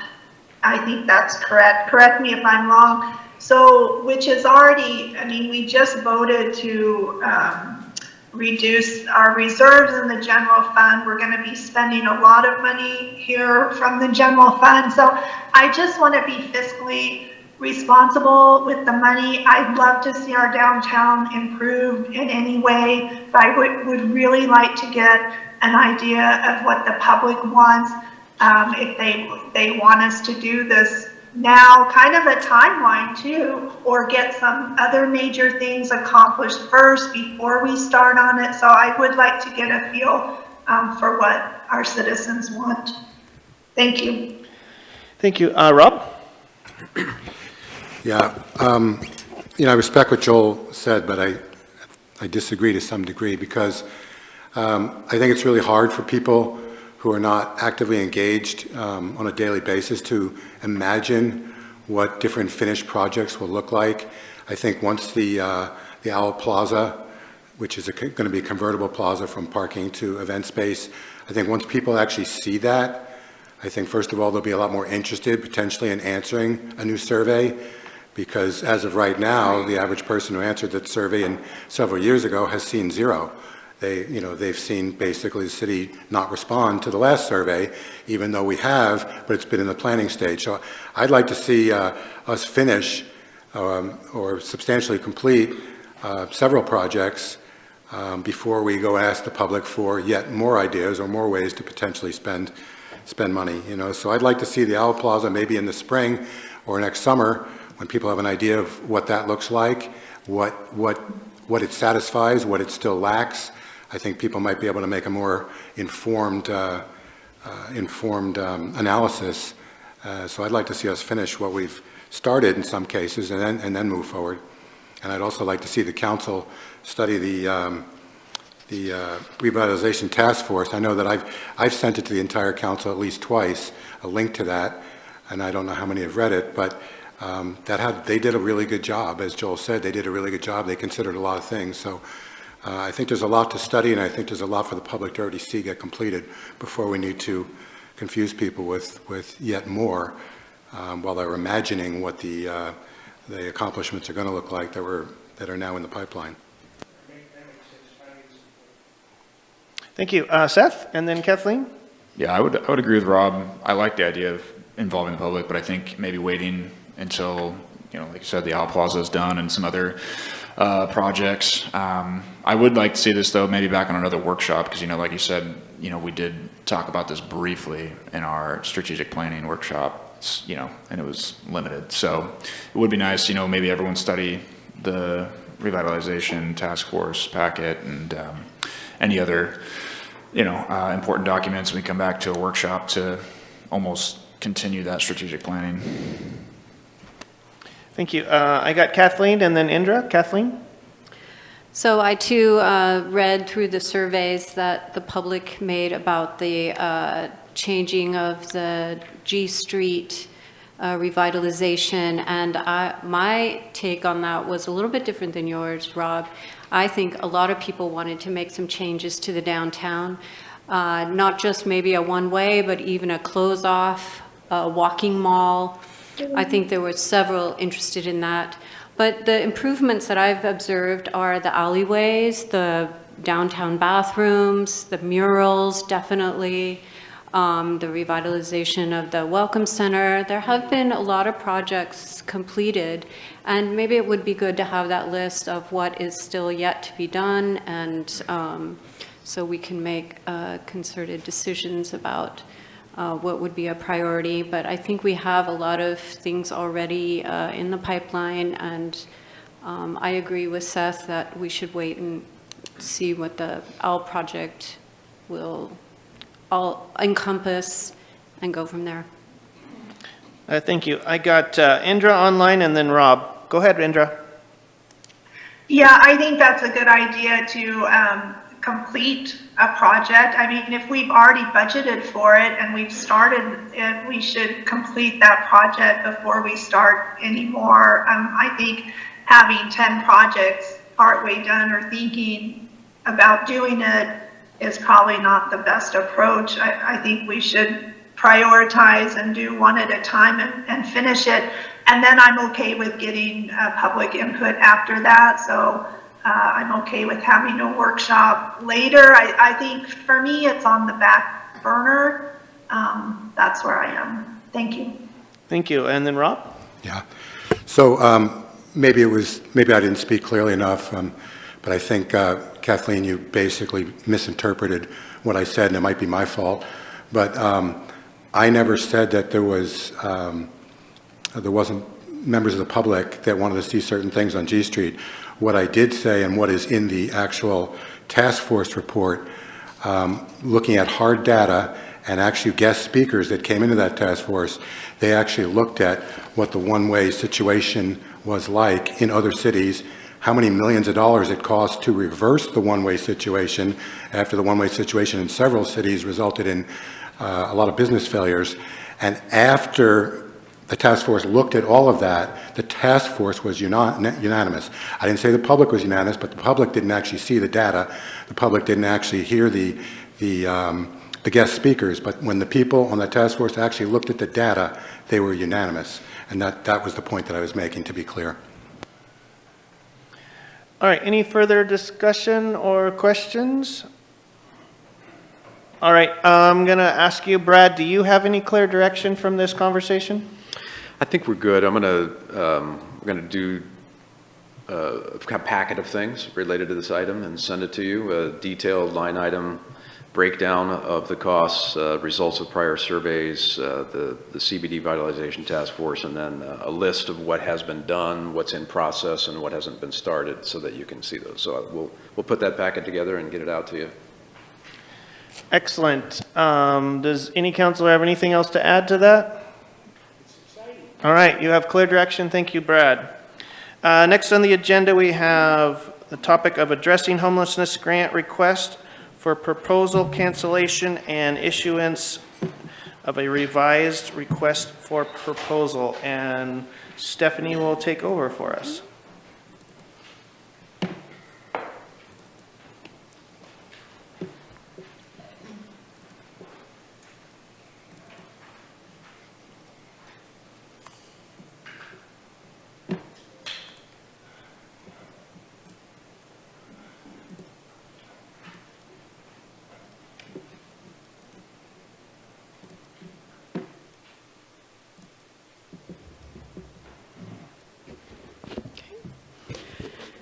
Good afternoon, Mayor and Council.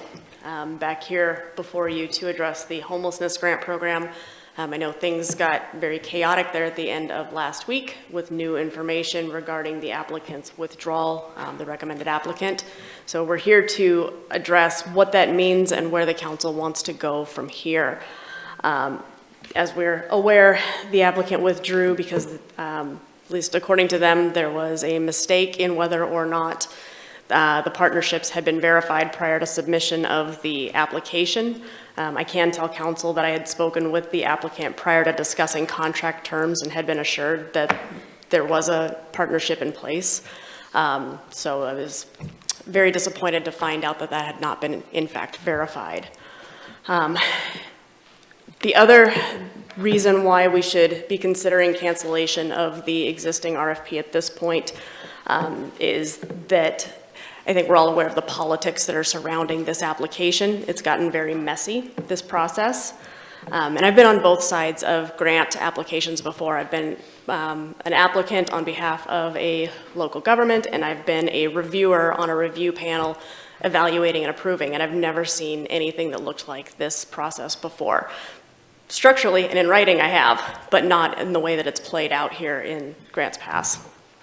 One of the things that we've seen is a lack of experience by some of the applicants in not meeting requirements or having partnerships, and some of the lobbying efforts that we have seen outside of the established process.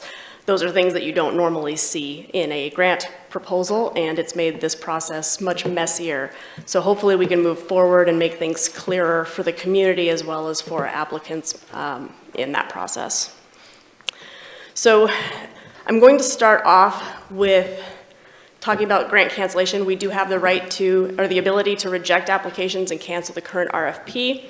The recommendation is to do that with clarifications and additional expectations from the city laid out in writing, things that normally a grant wouldn't have to say in black and white, it would be assumed, but there are some things that we actually apparently do need to put out in writing. I have this slide on here twice because I wanted to start off with it in the beginning so that you have in your head some of the options that are available to you. You can direct staff to cancel the current RFP, reissue with additional and/or clarified requirements. You can direct staff to cancel the current RFP and schedule further discussion regarding the grant program or alternative options for meeting the city's needs. Or you can just direct staff in the panel to move forward with the current process. There would be no recommendation at tomorrow's meeting. The review panel would have to get back together to figure out what kind of a recommendation, if any, would be made. So there is no recommendation at this time.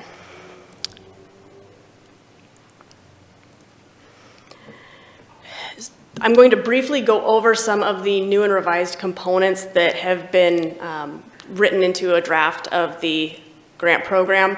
So I'll go over these very briefly, and then we'll look at some of them in more detail in the actual document itself so you can see the language that we're talking about.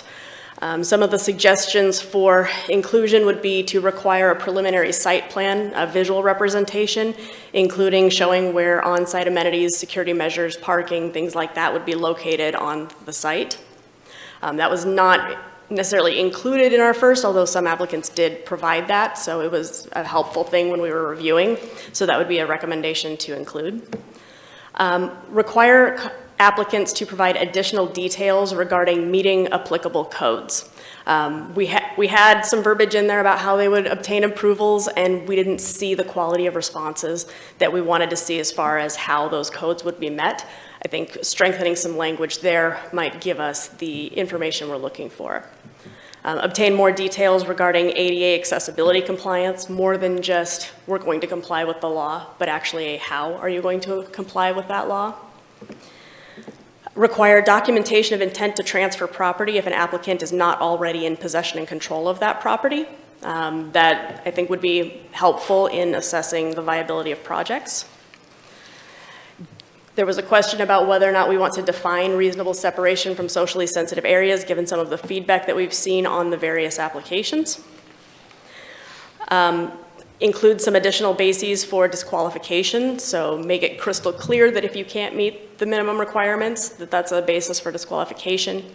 Add in that if a location or project cannot proceed given current city code or state law, that it could be disqualified, and also address improper communication and attempts to influence proposal reviews. I'd like you to consider requiring some additional implementation and execution details regarding planning, permitting, construction, operations, et cetera. We talked last time about making those proposals public once they've been opened and distributed to the city council members, having the city council members then be the review panel to make sure that it's the open and transparent process that we've heard the call for from a number of council members as well as community members. Increase the scoring in the narrative to have more focus on the site itself. So the location, the code compliance, community impact mitigations, things like that. Make that more equal with the operations section. Require 3 references, preferably references that include a local government entity and at least one partner service provider to demonstrate that this is a project that would be in the interest of the community. That there be, and we can take out the preliminary review, that was something we went back and forth on, and I don't recommend that at this point. that city staff be given the opportunity to provide information to council regarding location and code compliance and whether or not there's concerns that a project would have hurdles or would not be able to be approved under current code, be able to provide you with that information prior to scoring. And have an applicant interview. So rather than trying to go back and forth if there's questions or get information, be able to have the applicants come in, make a short presentation, and then answer questions, and each applicant would be given that opportunity to speak with the council. With all of those things, then we would need to modify the scoring sheet, include those disqualifying factors so that it's crystal clear where an application comes from, reflect the new narrative questions, and have a cover sheet that includes an oath attesting to the truthfulness of the application contents. I didn't realize we were going to need something like that in writing. And acknowledgement that the information will be made public. So with that, I'm going to jump to our document. And I have, here we go. I know you're all familiar with this document, so we'll just jump to the areas I have highlighted. I've got three different colors of highlights. The yellow is just blanks that need to be filled in. We're going to ignore those. That's essentially when we decide on a timeline, we'll go back in and fill in those blanks. There is blue highlighting, which basically means that it's a revision of existing provisions, so just kind of an update cleanup. And green means it's something brand new. So we'll talk about those as we go through this. So we'll come back to the timeline after we get through anything else. One of the recommendations is to make it a hard number, not one of the areas where we had some questions and uncertainty was in whether or not in excess of the 1.2 million was appropriate to be requesting. We'd suggest that we make that a hard line and just pick a set number, whether that's the 1.2 million or a different number that council would decide on. And Mayor, would you like to go through each of these one at a time to discuss, or do you want me to go through all of it and then have people jump back to wherever they would like to?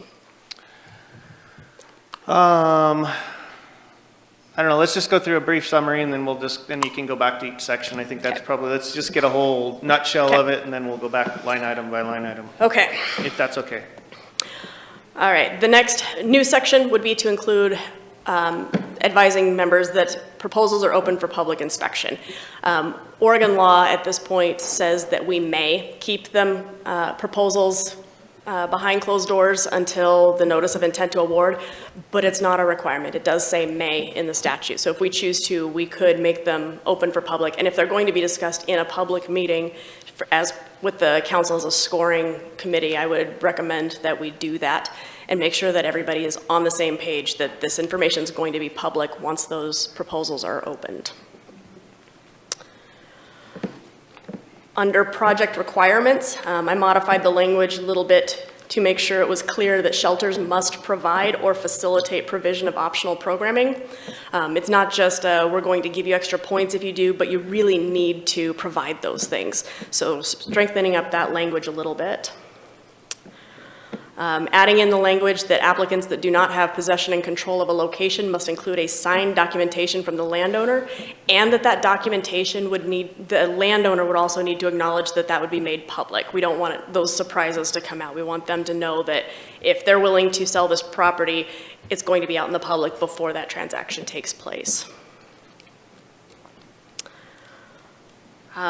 These are those additional disqualifiers that I talked about, failure to meet program requirements. So if you don't meet the basic program requirements of 150 capacity within 6 months, et cetera, you're disqualified. You just can't meet the city's basic needs. Unacceptable location, if a project cannot be cited given applicable code requirements, it would be a basis for disqualification, as would applicants that engage in improper communication with the decision maker or staff should be disqualified, and that would include attempts to influence review of proposals in any way or as otherwise described.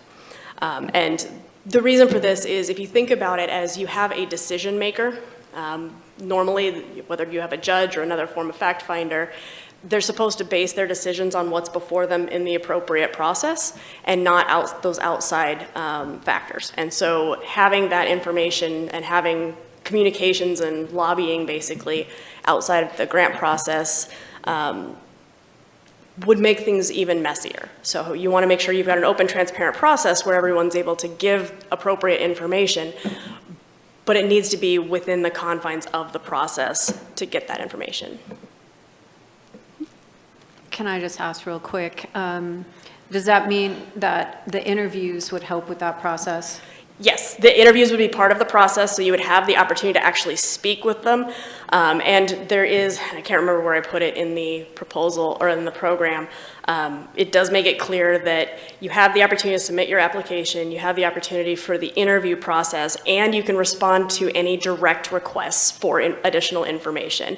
You just can't, outside of the confines of the process, be lobbying or providing additional information that wasn't solicited. I guess we're going against what but before it gets too far, code enforcement, how would an applicant do that? Would they be working, it seems like that would be an extra step, so do you have any idea about how that would be accomplished or? Make contact with the planning department. Okay, so that would be like a separate written out part of the application, this is how you do that, or you just say, hey, it's up to you, go to the planning department? It's up to them to go to the planning department and figure out what they need to do and how they need to do it. If their application doesn't properly address that, you would get feedback from staff saying, we have concerns that it wouldn't meet code for X, Y, and Z reasons.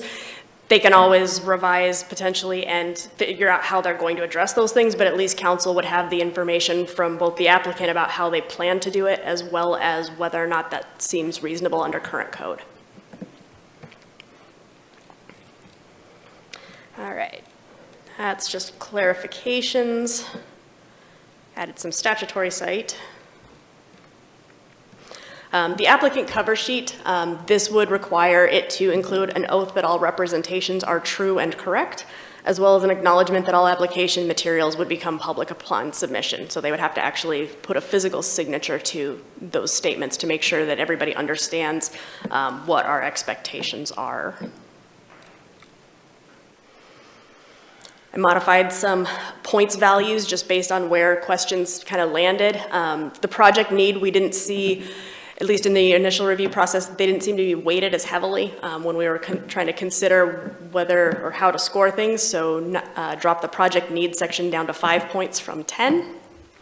And increase the site, this used to be the location section, up to 30. Because the two key components we're looking for is, can you do this physically with your site, and can you do this operationally with your services? So if we make those the high point scores and equally weighted, then that should give us a better outcome with our scoring. This is new language here that's just referencing that documentation about the property that we talked about.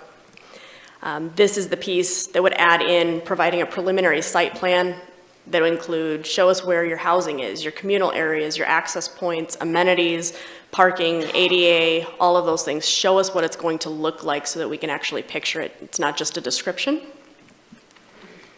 And then these pieces are just clarification. So with this one, it was identify and describe what you're going to need to do as far as approvals, permits, and variances, and how they're going to be obtained, and referencing specific codes that they may want to look at in order to make sure that they're meeting all the laws and regulations.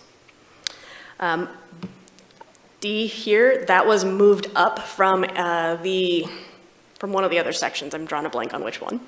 But provide that timeline for implementation and make sure that the timeline includes when the necessary approvals can be obtained, when homeless individuals will begin to be accepted, as well as when all project requirements can be met. And that's that fully operational point. When can you meet the 150 capacity?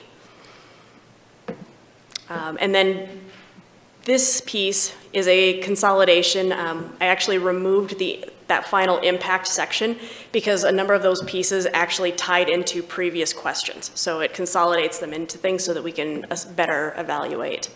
So describe how the shelter site takes into consideration the need for reasonable separation and how the applicant will work with the surrounding community to minimize adverse impacts. It seemed like that's really one question, not the two that it previously was. For operations, again, making that 30 points, there wasn't really any changes to this language other than I put in a clarifier that it would be all costs such as staffing and programming. So tell us how you're going to fund your initial staffing and programming, not just your initial capital expenses. And then the outputs, how is it going to differ and how's the data going to be collected? Those are the same as they were previously. With the budget section, this is a consolidation. There used to be a separate question about how do they link the project activities, just moving that up into the line items. So tell us how much it is, what's the description, and how does that relate, all in one. So you don't have to have two separate sections where they're essentially addressing the same things. And no changes to the MOU letter of experience. This section would require the references, so identify 3 references that can provide information regarding the applicant's success in providing services to homeless individuals, ideally including a local government entity and at least one partner service provider. So however they choose to provide those, but hopefully we'd be able to at least get those 2 in there. And then with the selection and award process, this is where we see some changes to how things were done before, because the way that this is played out kind of makes it clear that we needed to make some changes to how a process would normally take place. So applications would be opened and then scored by the city council. Information, and this was what I talked about before, information provided that is not part of the initial application, interview, or otherwise explicitly requested will not be accepted, distributed, or considered and may be deemed improper communication. So stick with the points where the city is actually asking for the information so it can make its decision. The review criteria, this is that summary. There's no changes to it other than adding the references. It's just updating the points that I talked about before. And then we have a lot of green. This section was essentially rewritten. The proposals would be opened at 4 p.m. on whatever date we decide they are due. And then they would be distributed to the city council, mayor, and relevant city staff. And relevant city staff are those that we need to make sure that we get feedback on whether or not this is viable, whether or not there's code considerations. So likely it would be fire, likely it would be community development, public works, those that need to potentially provide comment. City staff would then review and comment regarding location and project compliance. Staff would not be guaranteeing that a project would receive approvals. So they would simply identify areas that may prevent approval or identify if a project could not be approved under current code, but they wouldn't say, yes, this project would be approved if it moved forward. They can't provide that kind of a guarantee. And then that information would be distributed and city council members would complete their initial scoring during the proposal review period. The proposal review period would conclude with a workshop where applicants would come in and interview. They could answer questions, they'd give their presentation, answer any questions that you might have. After the interviews, then the council would, as a group, discuss those applications and scoring. You can always change your scores based on those discussions. That's the way I've always seen scoring for a grant done. And then your final scores would be established with the highest average final score that meets all program requirements moving forward to the contract period. So if council decided at that point, you could give an opportunity to revise proposals or provide supplemental information, which would extend timelines, but you'd at least have the ability to get all your information before setting your final scores. From there, we would move into contract preparation, where a contract would be discussed, prepared, and provided to the applicant for approval or revisions. And And then this is the section about applicant contacts, which is potential applicants prior to the proposal deadline and/or applicants that have not that have submitted proposals prior to issuance of the notice of intent to award should not contact the mayor, city council members, or city staff about their proposal unless it's to submit questions or protests regarding the solicitation or to respond to direct communications from or engage in contract negotiations. So we have very specific reasons why they may be able to engage. We're not saying you can't engage on any other topic. They just can't lobby or provide additional information about their proposal outside of the formal process. From there, we'd move into the grant agreement being presented to City Council, and then the rest of the timeline would look very similar to what we had before. And I think that is all of the verbiage changes that I have in there. I do not have updates to the scoring sheet or any of the others because it kind of depends on where you go with the language in the program itself, and then the updates would be made from there. So I guess at this point, let's go back through each one and just get feedback and whether we proceed or not. Okay, go ahead. Okay. I guess the first one we had on there was the amount and having a hard number as opposed to a flexible amount. Any questions from council? Rob? So I just need to look at this from a little bigger picture right now. The last time that we came up with this language, I spent several hours over a few days reviewing everything line by line. In all honesty, I can't tell you more than 3 things that you just told us. I mean, I need to see this document with the proposed changes, the before and after. I need to at least have one night, if not a couple nights, to look at it, to have any kind of intelligent response to what you just proposed. And a lot of it sounded great on the surface, but I need to study it. I mean, otherwise, I think we're just leaving ourselves open to criticism when people, ourselves or others, find things that we find objectionable later. You know, council can end up with buyer's remorse. We never should have listened to her that day. We should have actually had some time to look it over. To me, I really can't. There's a couple things I could say today, but what's the point? There's so much there that needs to be scrutinized carefully. And I personally won't vote yes on anything unless I've actually, especially in this area, tried to scrutinize it as carefully as I could. So I need a copy of all your proposed changes, the explanations, and I can, you know, at that point maybe move forward, but I can't do anything today otherwise. And we can provide that. The reason why it's as short notice as it is because this all became necessary on Friday. So it was not something that could be provided any sooner given timelines. But if we want to, like I said, one of the options for council today is to schedule it for further discussion at a later date rather than addressing it here today. Okay, well, that just kind of brings up a point is, should we go back to page 3, your third slide, and have the council debate the options forward? I do have Indra on the phone, or I mean online, that wants to make a statement, and also Victoria with questions. So I would bring it back to council. Do you guys want to make a decision from council options this slide before you go any further? Rick? Am I up? Just 1 second, Indra.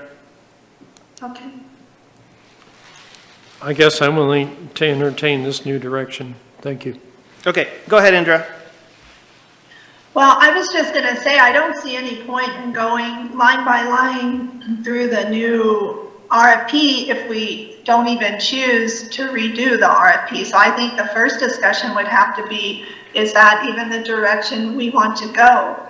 I think we should discuss that first before doing that. And then I agree, we would need time to look it over. But I'm also wondering on that number 2, the alternative. So we know 1 dropped out and we have 2 left.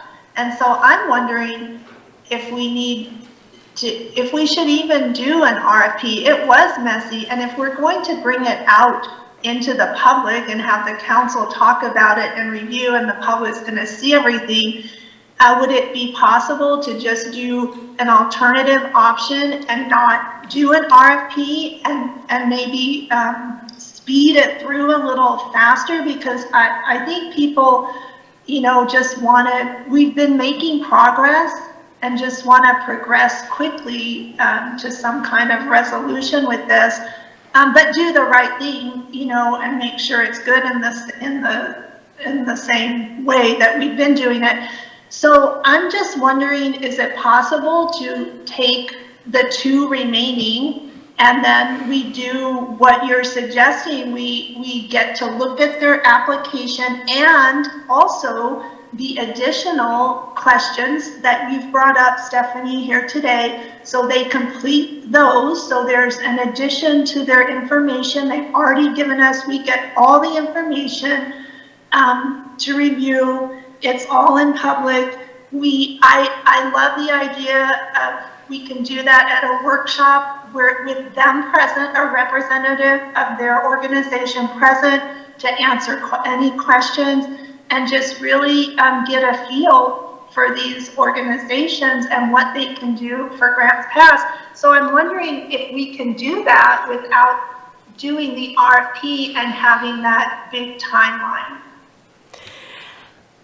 Theoretically, maybe, but given the level of changes that are needed to the program to address all of the things that have come up over the past month or so, I wouldn't recommend it. I would recommend starting clean, making sure that we're getting all of the right information up front, because essentially what you would be asking for is a complete change to the RFP itself, the evaluation criteria, which not all applications were then evaluated based on, and you'd be asking any remaining applicants to completely overhaul their proposals to meet those. That's essentially doing a new RFP, and we should treat it as such.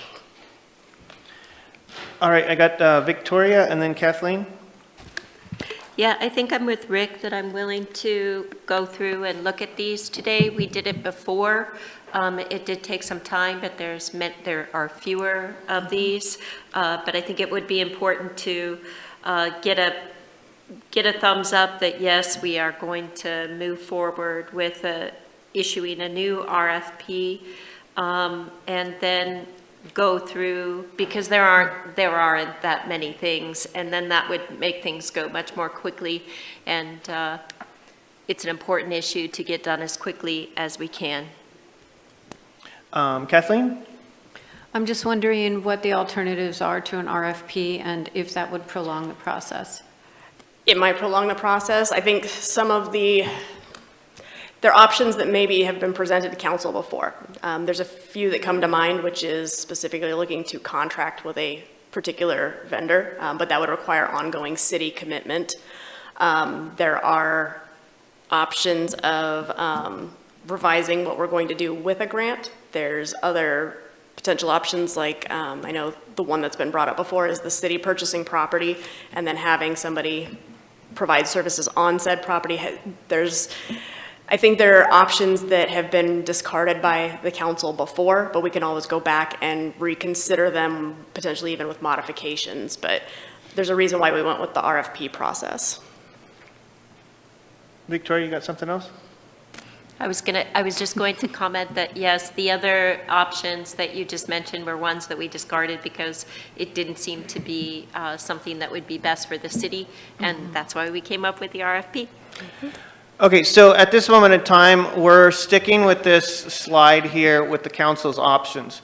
I'm going to start at the bottom because that's basically, staff is not directing us to move forward with the current process because as Stephanie has kind of outlined. So I want to get sentiment from council if who on the council is wanting us to continue forward with this current grant process. Any takers? Okay, so we'll go back to the next two items on the options are to direct staff to cancel the current process or current RFP and reissue additional with clarifications. Direct staff to cancel RFP and schedule further discussion in regarding to grant program and alternatives. So realistically, it is to cancel the current RFP and fully discuss and parse it out today, or have staff bring back at a further schedule, a further event. So item number one, who on the council wants to continue and parse this out and get it done today? I have 2, I have 3, I have 4. Indra, what is your take on this? Nope, okay, says a no. So we have, one more time, you had 4? Okay, comment? We could probably combine the two approaches and do it today, and then have another screen with comments, say due within a week. I'm just trying to get the sentiment is who's willing to do the work today and who wants to get more information and do the work tomorrow? Okay, so again, Indra's not on board with this one, and we had 4 counselors on board with this? Okay. And the second option would be to get staff to bring back further information and deal with this on a later date. Thumbs up? Indra would be in on that, I think. That's not really accurate. It's not a question of further information. I'd like to be able to study what was presented today. You know, so when you're saying further, in other words, you're presenting a third option. The second option was, okay, so do I have to read it specifically? Potentially do it tomorrow or the next day or next Monday, so that we actually have a chance to know what we're talking about. None of us do right now. And I'm not taking light away from your previous comments. You commented that you wanted more, so. I didn't say more information, I said more time to look at this. That's what I said. Okay. To clarify, the option is to take further time to digest and get further information if requested and deal with this at a later date. And I would looking for a thumbs up for that. Well, I think Joel was kind of making a friendly amendment. Maybe he wants to voice that. Yeah, I think Joel was saying we want to go through it today, but then have people have time to see what we have gone through for a week or so. I just want to, and that was sort of like an amendment. I think that might be a middle ground for everybody. So I don't know if that's what he wants to do, but maybe he could say. Go ahead, Joel. Do you want to clarify? Acid reflux, not good. Yeah, so what we would do is capture the nuggets that we have today, and then give people the information, and if there's any other comments, provide those written back to you, and we can review them at a special meeting if we need to, and then go forward. But we need to capture the nuggets today, because I'm sure some people have some thoughts of what they saw. And different people think different ways. And if you just go one way and you cut off the people that think a different way, you don't get quite the quality of product. So I'm taking that as, would you guys be willing to continue with the discussion and give preliminary feedback on the topics that Stephanie has changed within the grant, and then take this out to a further date before you make a decision? Is that amicable with everybody? Okay, it looks like that we can. So if we can go back through and go line item by line item, we haven't made a decision that we are going to be going forward. Yes, can we have printed copies so we can all follow along? You can. Do you have the ability to print this Otherwise, immediately? It's useless. Otherwise, they're just having someone Yeah, read if a we bedtime could take a story. few minute break, I can We could take get a those. 5 Yeah. or 10 minute break and print some. Should have done that in the beginning, actually. Okay, so let's take a 5-minute breather and see if we can get, and realistically, I would kind of just, you do the highlighted items that we're going to discuss. I'll just do the narrative, Yeah. those few pages. So let's say we'll come back at 2:10. Okay?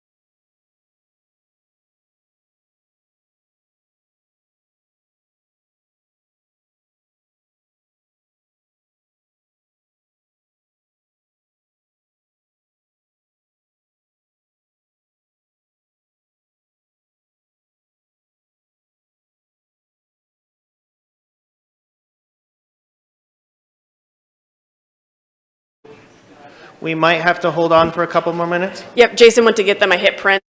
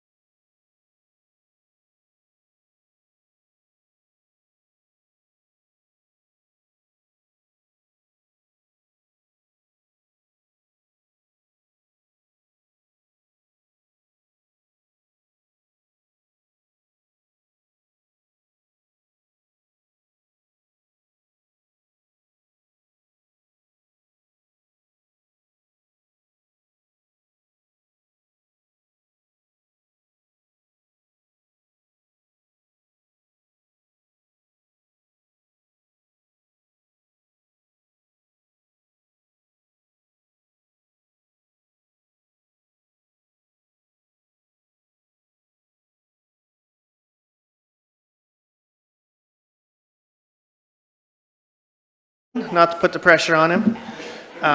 So we'll allow Jason to distribute the literature, and then we'll get started here.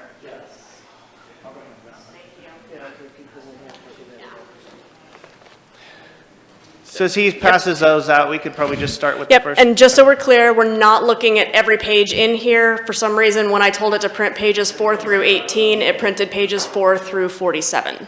Okay. So we're only dealing with like the first 15 pages, not the whole packet. We are going to get out of here today. All right, let's settle down and let's give the mic back to Stephanie, and she's going to start into this. You do have a paper copy in front of you. As disclaimed, it's not exactly everything, but it might have a little extra in there. But we'll turn the mic back over to Stephanie, and we'll start with item 1. Okay. So the only thing that should be in the gray should primarily be, there's a couple of comments, but I've already talked about those. It should just be formatting is what's in there, because I didn't have a chance to delete all of the formatting changes, or at least the notes of them. So I figure we're going to take this as, let's just do kind of a brief overview of each item. We'll get a couple questions and then a little bit of discussion. Maybe if you guys don't want to go in depth with it, because you're going to take this back with you and digest it further. So if we go through this efficiently, it might speed things along. Anything regarding the minimum maximum award section? Any questions? Any questions in regards to the minimum maximum? So you're on the second page, if you flip it over, awards, section 3, it looks like 3A. Section 3A, and then, let's see. So basically, as Stephanie said, we're just basically making it $1.2 million, period. Okay, go ahead. Okay. On to referencing that proposals would be made open for public inspection once they've been distributed to City Council. Does any council have any questions or comments in regards to this section? What section are we talking about now? We are in 3C. Page Should be the 5. green on the second page of your. I'm really sorry. It's really hard for me to read the red with the green over it, but I agree with Rob. It's a little I hard can't to see a parse thing, it out. quite frankly. And I'm not colorblind. Could you explain the process of how they'll be distributed to City Council and then they'll be made public? This might be a little farther down, so stop me if it's a question that's going to come up later, but how do the proposals get to council? What's the process of them getting to us? Yep. They would be opened. We would immediately scan them and distribute them to the mayor, council, and the relevant staff. So it would be by email the same day that they were opened. I can't see shit. And with this process, is at that time that they would be published on our website or whatever and be public, or? I don't think we would go that far, Okay. but they would be considered open for public inspection. So a records request could be granted to provide the documentation unless there was some other exemption that prohibited us from providing them in their entirety or any portion of them. So if there was trade secrets, things like that, which we didn't see initially, but I'm never going to say, oh yeah, we can absolutely give all information on that one when there's a chance we couldn't. Thank you for the clarification. Any further questions in regards to this? All right, let's move along, and please stop me, any council member, if you feel that I'm going too fast.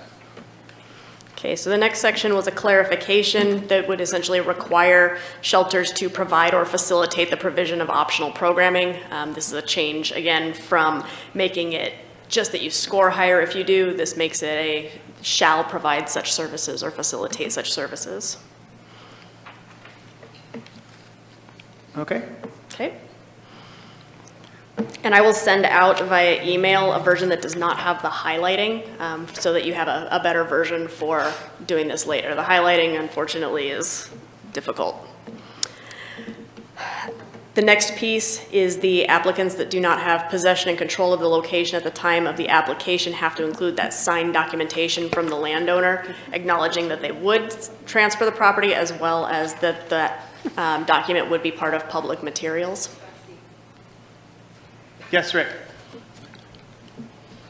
So is there still the option that they could actually lease the site, or is that pretty much required they purchase? Theoretically, they could lease it. If council wants to say you can't lease, we can make it clear that you can't lease. I think preference is always given for purchase or at least contract for sale, but preference is definitely for a purchase of a property. Okay, thank you. Victoria and then Kathleen? I'm somewhat worried about this aspect simply because a landowner might not want to have a sale be made public before it happens. So I can see that that might be an issue.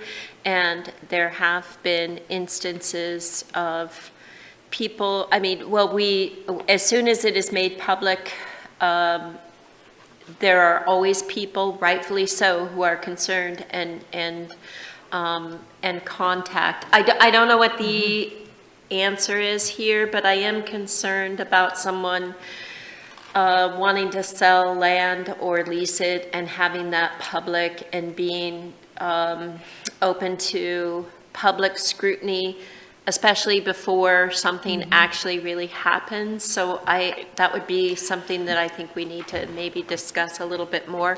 I don't know what the answer is. And neither do I. And that's not something that we've looked into necessarily. The only reason it's written this way is because if we're making all of the application materials public, that would, as part of the application materials, be part of that. I can look into whether or not there's a way that we could at least redact out some of those components or withhold certain pieces of information if we're making everything else available to the public, at least until the contract itself is brought before council. So maybe we can withhold that until we get to that point, but I'll look into that. I had Kathleen, Joel, and then Rick. So if I remember correctly, leasing would put the city at a liability? It's more of we don't have as many teeth in ensuring compliance that way. So if they've purchased the property, then we can write into our contract that if they don't follow through with all of our terms, then we have an option to purchase that property for a nominal amount and basically take over the project. If they're leasing, unless their lease includes that the city has some rights, then if they stop providing services, the property reverts back to the original property owner and we have nothing other than a promise to repay the grant funding. So it's really a matter of just making sure we've got as many teeth as we can. Joel and then Rick? We got an email earlier this week, and it was a good point. I think I bring it up. We described land available that people can use in their proposal, except land owned by the city. And I remember I asked a question early on, can people propose city land to use for this in lieu of the grant? And the answer at that time was yes, but I'm not sure people are aware of that. And so when I look at this, I don't have any suggested wording at this point in time, but we got a lot of city-owned land, including where they're at right now. Not that that's a desirable location or not, but city land is within the city limits, and as well as private land.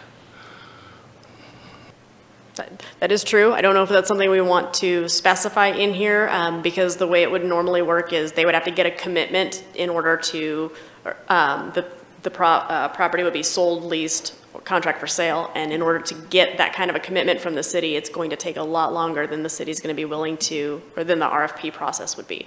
So the number of weeks for the application is a short time period, and getting council's approval to enter into that kind of a transaction would also take several weeks. But that option is out there if council wishes. Rick? Thank you, Stephanie. So if we were to redact this section on the property, the information would still come in, they'd still have to provide it? And would the council, would it be labeled confidential, and the council members could actually see those documents, but it wouldn't be available to the public? Is that? I believe that would be the way it would work. It would be a confidential section. Okay, thank you. I like that. Any further questions or comments in regards to this section? Okay. I'd go down to the next. All right, so the next is a disqualifier that would just be applications that do not meet the program requirements identified in section 3 shall be disqualified. Then any reason we shouldn't make that express statement? So that's kind of just reiterating that, you know, if you don't meet section 3, that is an automatic disqualification. Rob and then Victoria? Yeah, I question that. It's, let's just say that an applicant looks good in many ways and they can only do 130 spots. Automatic disqualification, or is that cause for discussion? Is that cause for council discussion? It could still possibly be the best offer that we get, you know? And so I wouldn't say it'd be automatic disqualification. I think council knows exactly what we're looking for, but I wouldn't write someone off because they were 10 people short. I think it'd be cause for further discussion, is my opinion. So maybe we make that a may be grounds for disqualification as opposed to a shall, and then that would be a discussion point? To me, that makes sense. Kathleen and then, oh, sorry, Victoria and then Kathleen? And for this meet program requirements, are you talking about minimum requirements? Or are you talking about the whole RFP? So I don't know if we want to put language in there that says that meet these requirements, and if we want to make those what, you know, ADA, you know, Right. minimum requirements. It references this section, these project requirements section, which includes fully operational within 6 months, 24/7 managed, low barrier capacity of 150 with ADA accessibility. There's a definition relating to low barrier, the provision of services, and the property zoning and control. So those would be the requirements that it's referencing.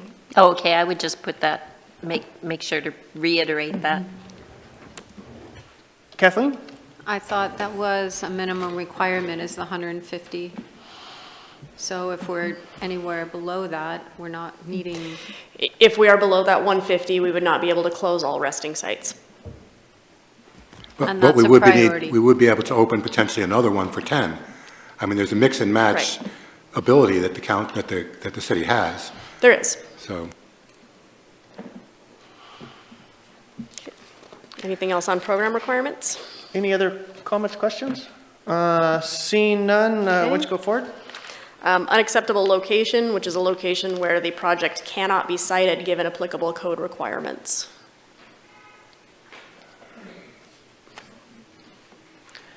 Any questions or comments?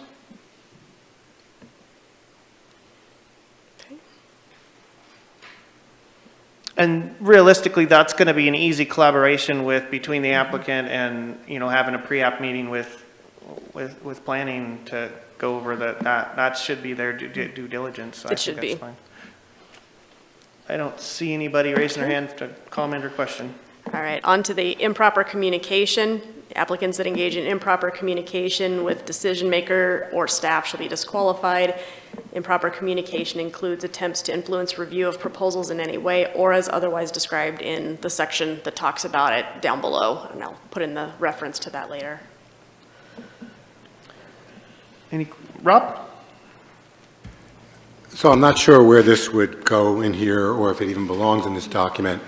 I have concerns with, we've already seen it, I've had concerns with counselors emailing staff, getting potentially more information or additional information or having their opinions brought forth to staff that the rest of council never saw or never saw a response to. So if we're going to be talking about potential collaboration coming from the applicants to council, I want to know that everything that council and the mayor does is above board with regards to no collaboration to the applicants, because we've already seen a breach of that. We've also seen a breach of certain councilors asking staff for additional information that was never then exposed to the rest of the council. So somehow, if we're going to have a tighter process, we need to have a tighter process throughout. And again, where that goes or where it goes in, whether it goes in this document, but collaboration from mayor or councilors to the applicants, I mean, to me, whoever's involved in that shouldn't be able to vote. You know, and again, I don't know if that's even legal, but we have a problem here that needs to be addressed, and it's not necessarily, and I don't know how to do it, and maybe you can have some suggestions. The only thing I can suggest is that council make sure that they understand that if we go this route, the intention is that all discussion about applicants and applications is to be in the public realm. That means it needs to take place in a public meeting. So making sure that you're bringing all of your questions, comments to those public meetings in order to ask them or have those conversations, and not try to have conversations outside of that process. So as long as you're doing that, I think that we are in the right field for making sure that the process is being done correctly. Joel? And to that end, then, we need to make a commitment that any information provided to one applicant is provided to all applicants. All applicants would receive the And same so if there's any information. update provided to one applicant, they need to be provided to all applicants, so everybody has the same information. Any further questions or comments? Seeing none? Okay. The next piece is, again, just clarification, making sure that it's clear about canceling, suspension, delay of the program, or rejecting all proposals in the city's best interest. That's just based on state statute. Again, referencing the solicitation protest state statute in there. So then the next section would be jumping down to 4D, the applicant cover sheet. This would require the applicant cover sheet to include an oath that all representations are true and correct, and an acknowledgement that all application materials will be public upon submission. Council have any questions or comments in regards to this?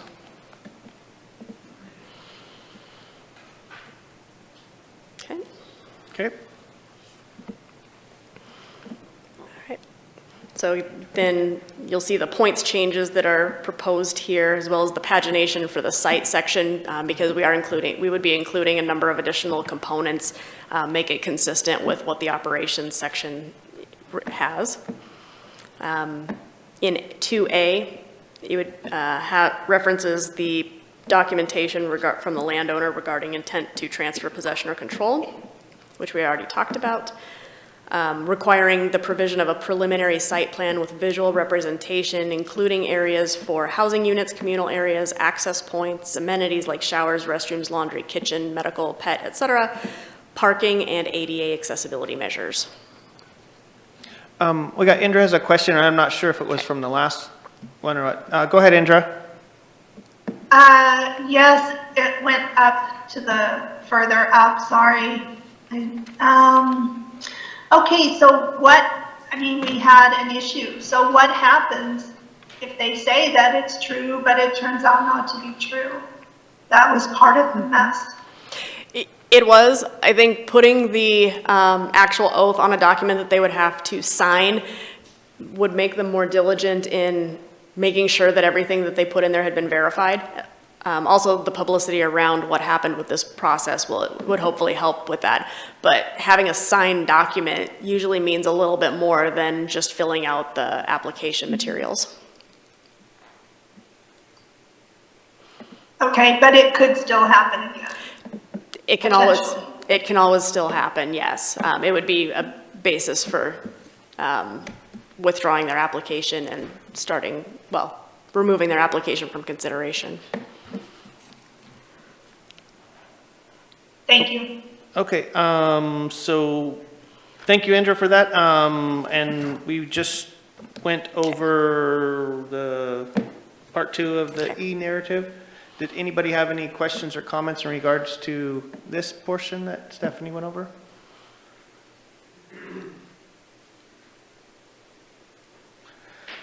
Okay, I don't see any, so go ahead. Okay, the next one on there that I hadn't mentioned again was to identify and describe the approvals permits process and how they would comply with applicable code in detail. And then it's, Does that, if there is I would say idiosyncrasy in the ordinance, does that allow the opportunity to go for a variance or go for an exception? Or is it just clear cut? I mean, is there some wiggle room? I think the answer is it depends. It really depends on what the proposal is and how the code is written. So like it says here, identify and describe how necessary approvals, permits, and/or variances describe those that are required and how they will be obtained. So if it looks like a variance would be needed, they would have to explain how they would go about getting that variance. Okay, thank you. So the way I take that is realistically, we're prompting the applicant to do their homework on their site. And so basically I think it's just prompting them to do that homework for us. I just want to have a situation where if we, the council, are aware of it, say that situation, you have to have a blue door, doesn't apply. Yeah. Well, yeah, and hopefully it sparks the applicant to have that conference with the planning department, you know, like they should be doing, so they can do their homework before they suggest a piece of property. Right. The next one is timeline for implementation, including when necessary approvals can be obtained and when the project will begin accepting homeless individuals and meet all project requirements. And that's if the funds are available on whatever date we set as our timeline. Any questions or comments? Seeing none? Last one in this section is to consolidate in how the applicant will work with the communities surrounding the project location to minimize adverse community impacts in those socially sensitive areas.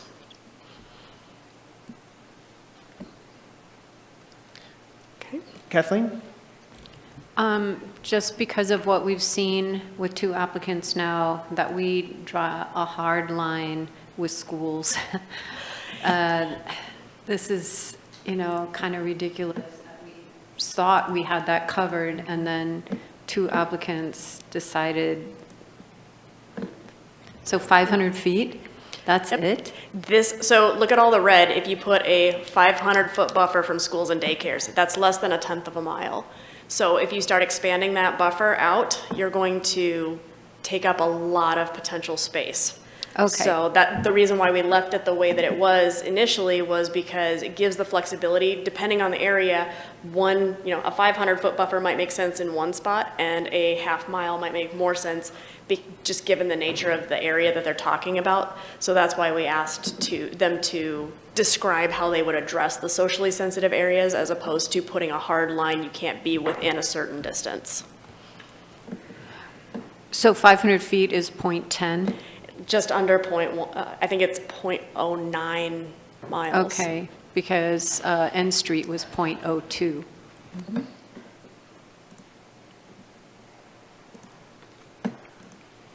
Any further questions, comments? Okay, seeing none? Okay. This would just make the operations consistent with the siting. And since we moved the timeline question out of outputs, it reduced the points value for the outputs. And then the impact section was consolidated into those other sections that we already talked about. Budget and narrative, take out the separate line item for clearly linking activities and just consolidate that into those line item descriptions. So give us the number, the title, and how that relates to your activities and objectives in one chunk as opposed to having it in two separate areas. Any comments, questions? Seeing none? Okay. And then we can skip through the MOU. The only thing that we put in here for the letter of experience is up it to 3 pages. I think most of the applicants were just barely in the 2 pages. It might be nice to see a little bit more expansive ability for them to describe their experience.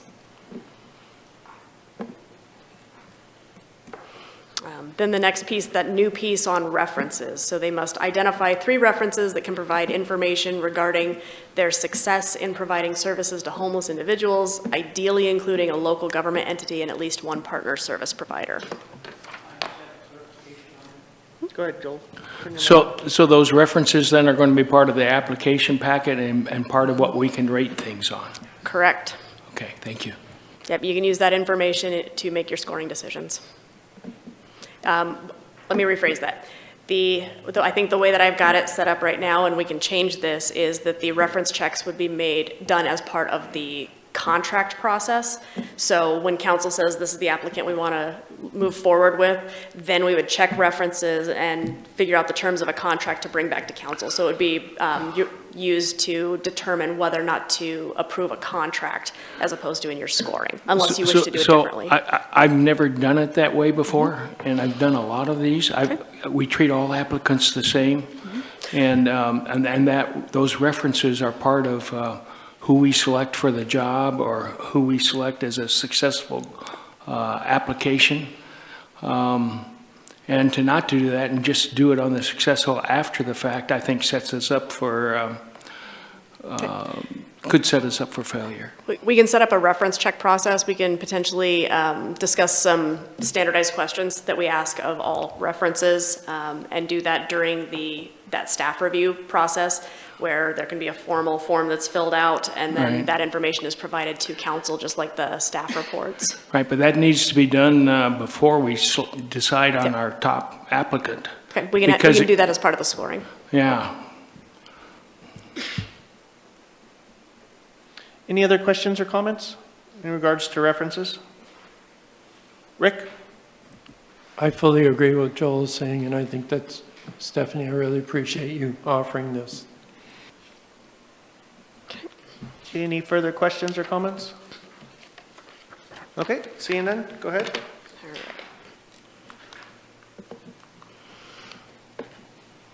Okay, the next section is in the process overview.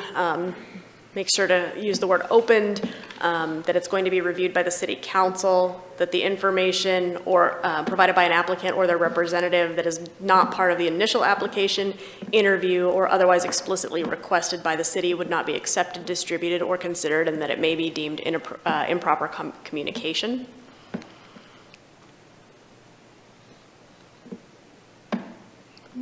Any questions or comments? Rob? I'm not sure if I understood what you just said.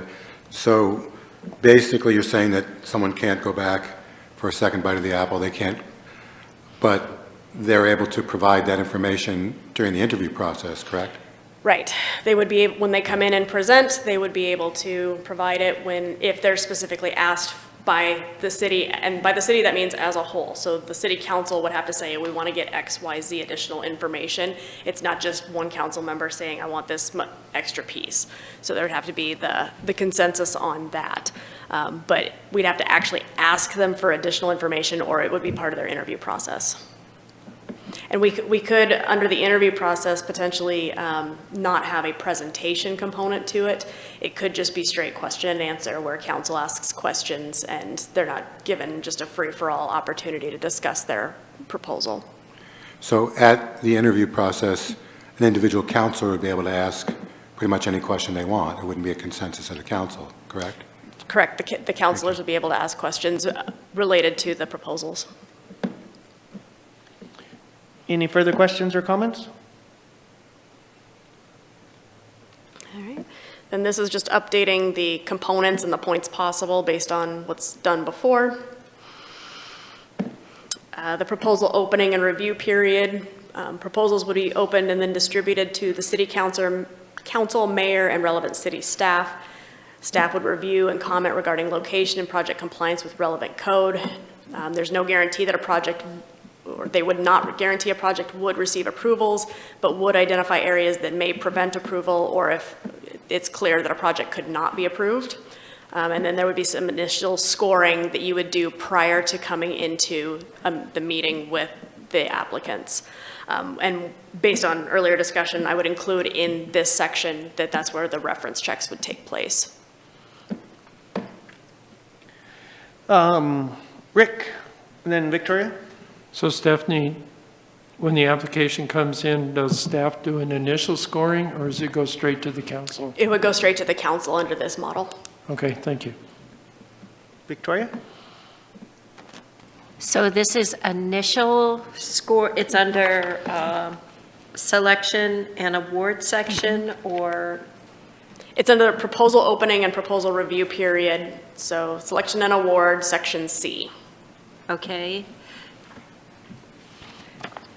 I guess I'm not understanding, review criteria. Okay, so everything's going to go to council. So what is this part of the So process? this says you get all the application materials and you get a scoring sheet for each application materials, and you should go through and figure out, based on what you've got, how you would score that application. It's not your final score because you'll get a chance to come in and discuss with your colleagues and determine if somebody has a different point of view that you could then update your position on something. Also, you'll have the benefit of the interview, and it'll help you identify questions you might want to ask of an applicant. The way I've seen it used, and the reason why we've got it in there this way, is because it's used to make sure you're doing your homework and that you've reviewed the application and at least looked for the key components. Joel? So I'm sure this is the case, but I just want to be clear. So the scoring occurs after the interviews also? Yes, So so we would- that's why we have the initial and the final scoring. The Right, final so- scoring is what will control the next step. So we have all the references and the oral interview before we do the scoring? Correct. Before the final score is done, you'll have all of that. So, Any- and that is the next section, which is the interviews and final score. So they get scheduled for an interview, then the council discusses the proposals, updates their scoring sheet based on the new information they may have just received, and then their final scores are what determines how we proceed. Any further questions or comments?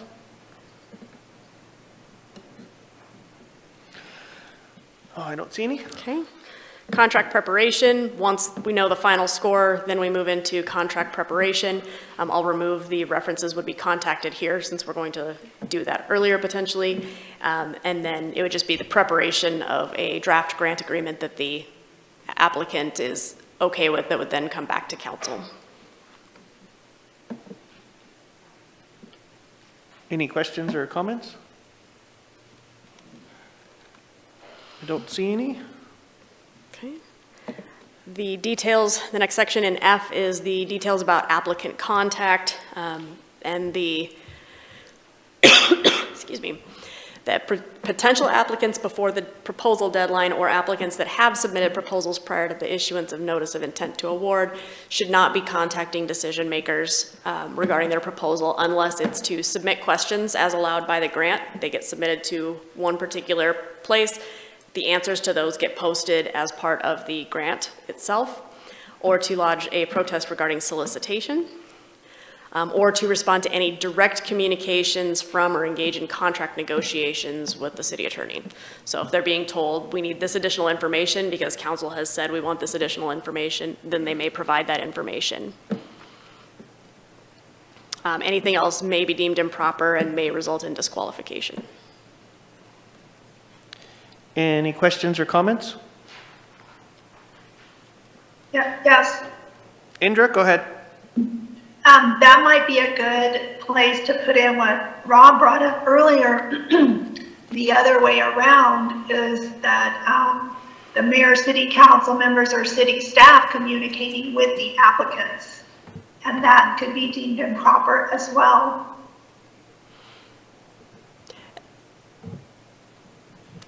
Because we're aware of that happening.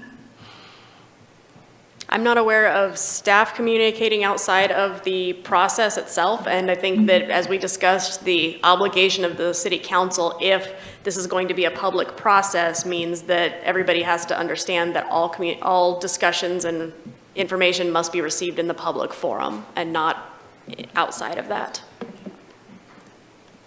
Do you not agree that if that is not the case, however, that it should be deemed improper and may result in disqualification of the applicant?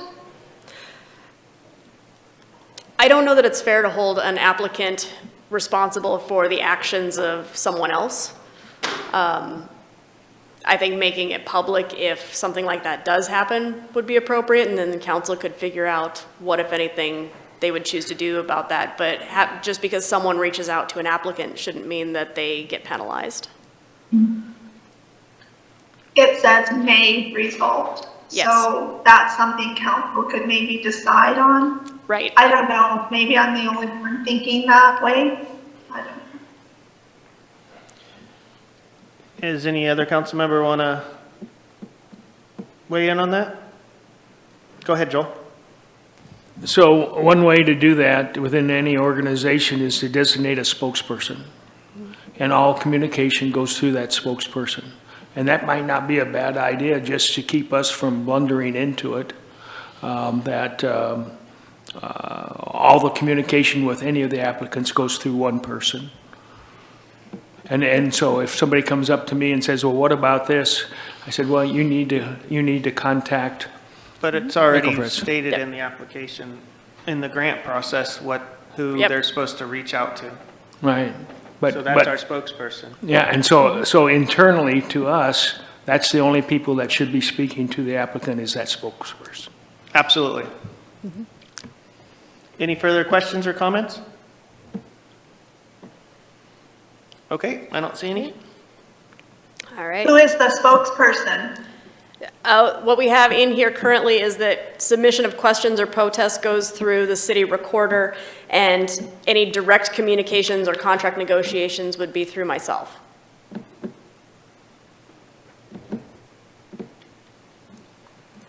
Okay.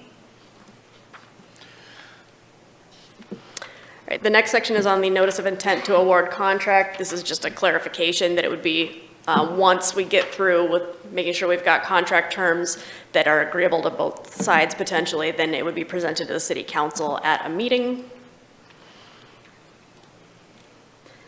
And that is the last substantive change in the program. Everything else is the attachments that would be updated based on whatever substantive changes that we make. Okay, thank you, Stephanie. Does any counselor at this time have any further questions in regards to something that we've discussed in the presented changes? Rob? So when you give us a copy that doesn't have the different colors involved? Yes. Is it still going to be clear what your, what the changes are? It will, what I'll do, since I've got the colors in there, I'll probably just go in and comment it to say this is a clarification of XYZ versus this is new language, just to identify those, which is why I was using the colored highlighting. Right. So I'll make those changes and I'll get rid of the formatting changes that are identified there to clean it up a little bit and make it easier to read. So basically, black on white. You'll get the red line version. Red line it just version, won't thank have the yellow, blue, and green highlighting. Great, thank you. Any further questions?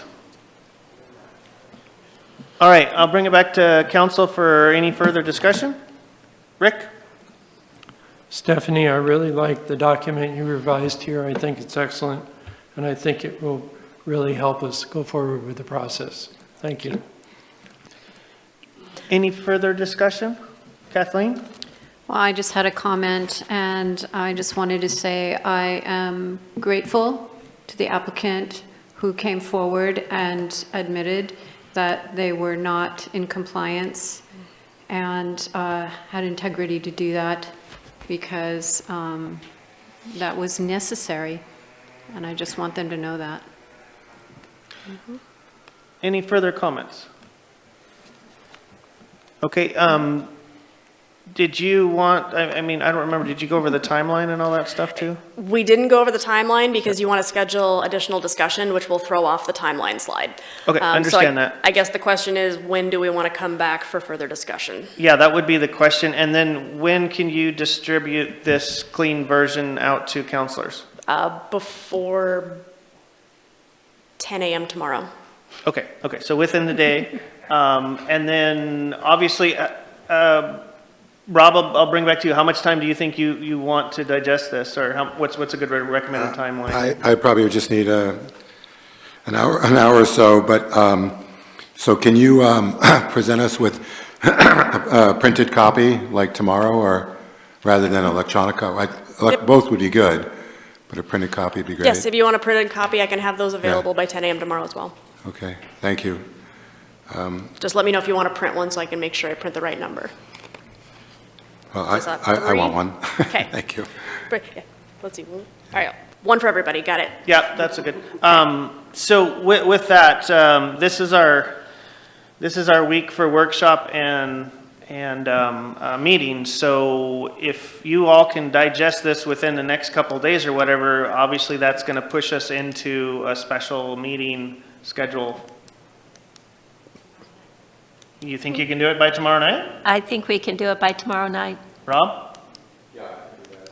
Thank you, Rob. Okay. All right, so if we can keep this on the agenda for tomorrow night, then I can be- we'll require feedback. Any comments or questions from counselors need to be in Stephanie's inbox by when?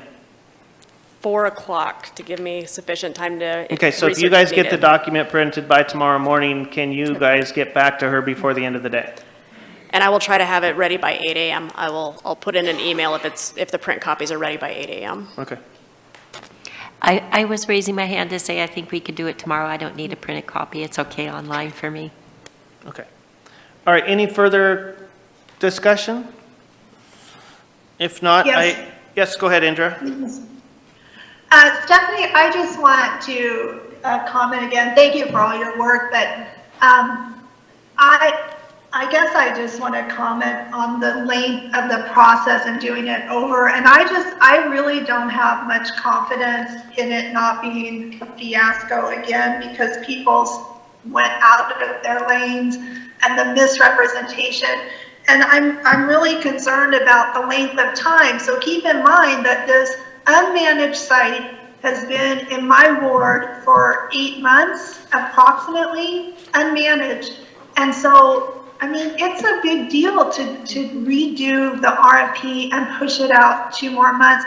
And so my question again to you is, you don't recommend, I mean, do we have to do a formal RFP process? You said you don't recommend not doing it that way, but can we do a more informal one, not RFP, but an informal process, since we have 2 candidates that we know of that would be much quicker to get going? Is it legal to just do an informal process and choose one? Or not? I mean, we might not choose any when we hear from both of them. We don't know, but I just to get it going and hear from them and analyze the information more quickly. Is that not a legal thing to do? I think given the way that the last couple of months have played out, that would be risky. And we should stick with a formal process. We know we have at least 2 interested applicants. They will hopefully update and address some of the concerns from their applications and be able to submit applications that will get the scores to lead council to a new recommendation. I think it's risky to do anything else if we're going down the path of giving money to a provider. How is it risky specifically? Because we just had a process where we gathered a bunch of information and we had problems with the applicants, and instead we're going to potentially look at a more behind the scenes process than we had before. I think you want to do everything out in the open and public and as formal as possible at this point. Well, okay, and to be clear, I'm not talking about behind the scenes. I'm talking about at a public meeting, at a public workshop, so all in public. So I wasn't talking about being non-transparent. I just want to do it quickly, and everything seems to take so long. Okay, that's just my comment. Thank you. I will see if there's any places that we can shorten timelines. I'm not sure that there is. I feel like it's a pretty short timeline on this, but we do need to make sure that we're giving opportunities to provide a proposal, evaluate the proposal, and then contract with a potential provider. And those take time. All right, thank you. Any further questions in regards to the grant? Okay, last on our agenda is to go through agenda review. So I'll bring it back to council. Do you have anything to add in regards to agenda review, questions or comments? Rick? So on September 15th, we have non-bargaining compensation. Stephanie, could you respond on that? That hasn't been updated yet, given scheduling of the task force members, the labor attorney. The 15th is not going to work, but the 29th would work for her. Thank you for that clarification. Okay, so we're tentatively going to move that executive session to the 29th workshop? And it would be an executive session as well as open session. There would be two components. Okay, thank you for the information. Any further questions or comments in regards to agenda? Victoria? Yeah, we had a resolution talking about lobbying, and I am not sure that that made it onto the agenda. I am looking here, and maybe I have missed it. So if it is not, I want to make sure that that makes it soon into, onto the agenda. There were many people, all of us, I think, received, we got a lot of feedback about that, and so I think the public would like to weigh in on that, so I think it should be during a meeting, or maybe it needs to go to a workshop first, and that's fine as well, but I want to make sure that that is soon put on the agenda. September 3rd, too crowded? So basically, it's on the back of the agenda and items that need to be dealt with. And I believe there was a scheduling, we were trying to get scheduling. Yeah, but Before I think what Councilor may be talking about is standard operating procedures for legislative advocacy. Yes. Oh, I'm sorry. Yeah, so that just needs to be either scheduled for either a workshop or a business meeting based on what council would like to do.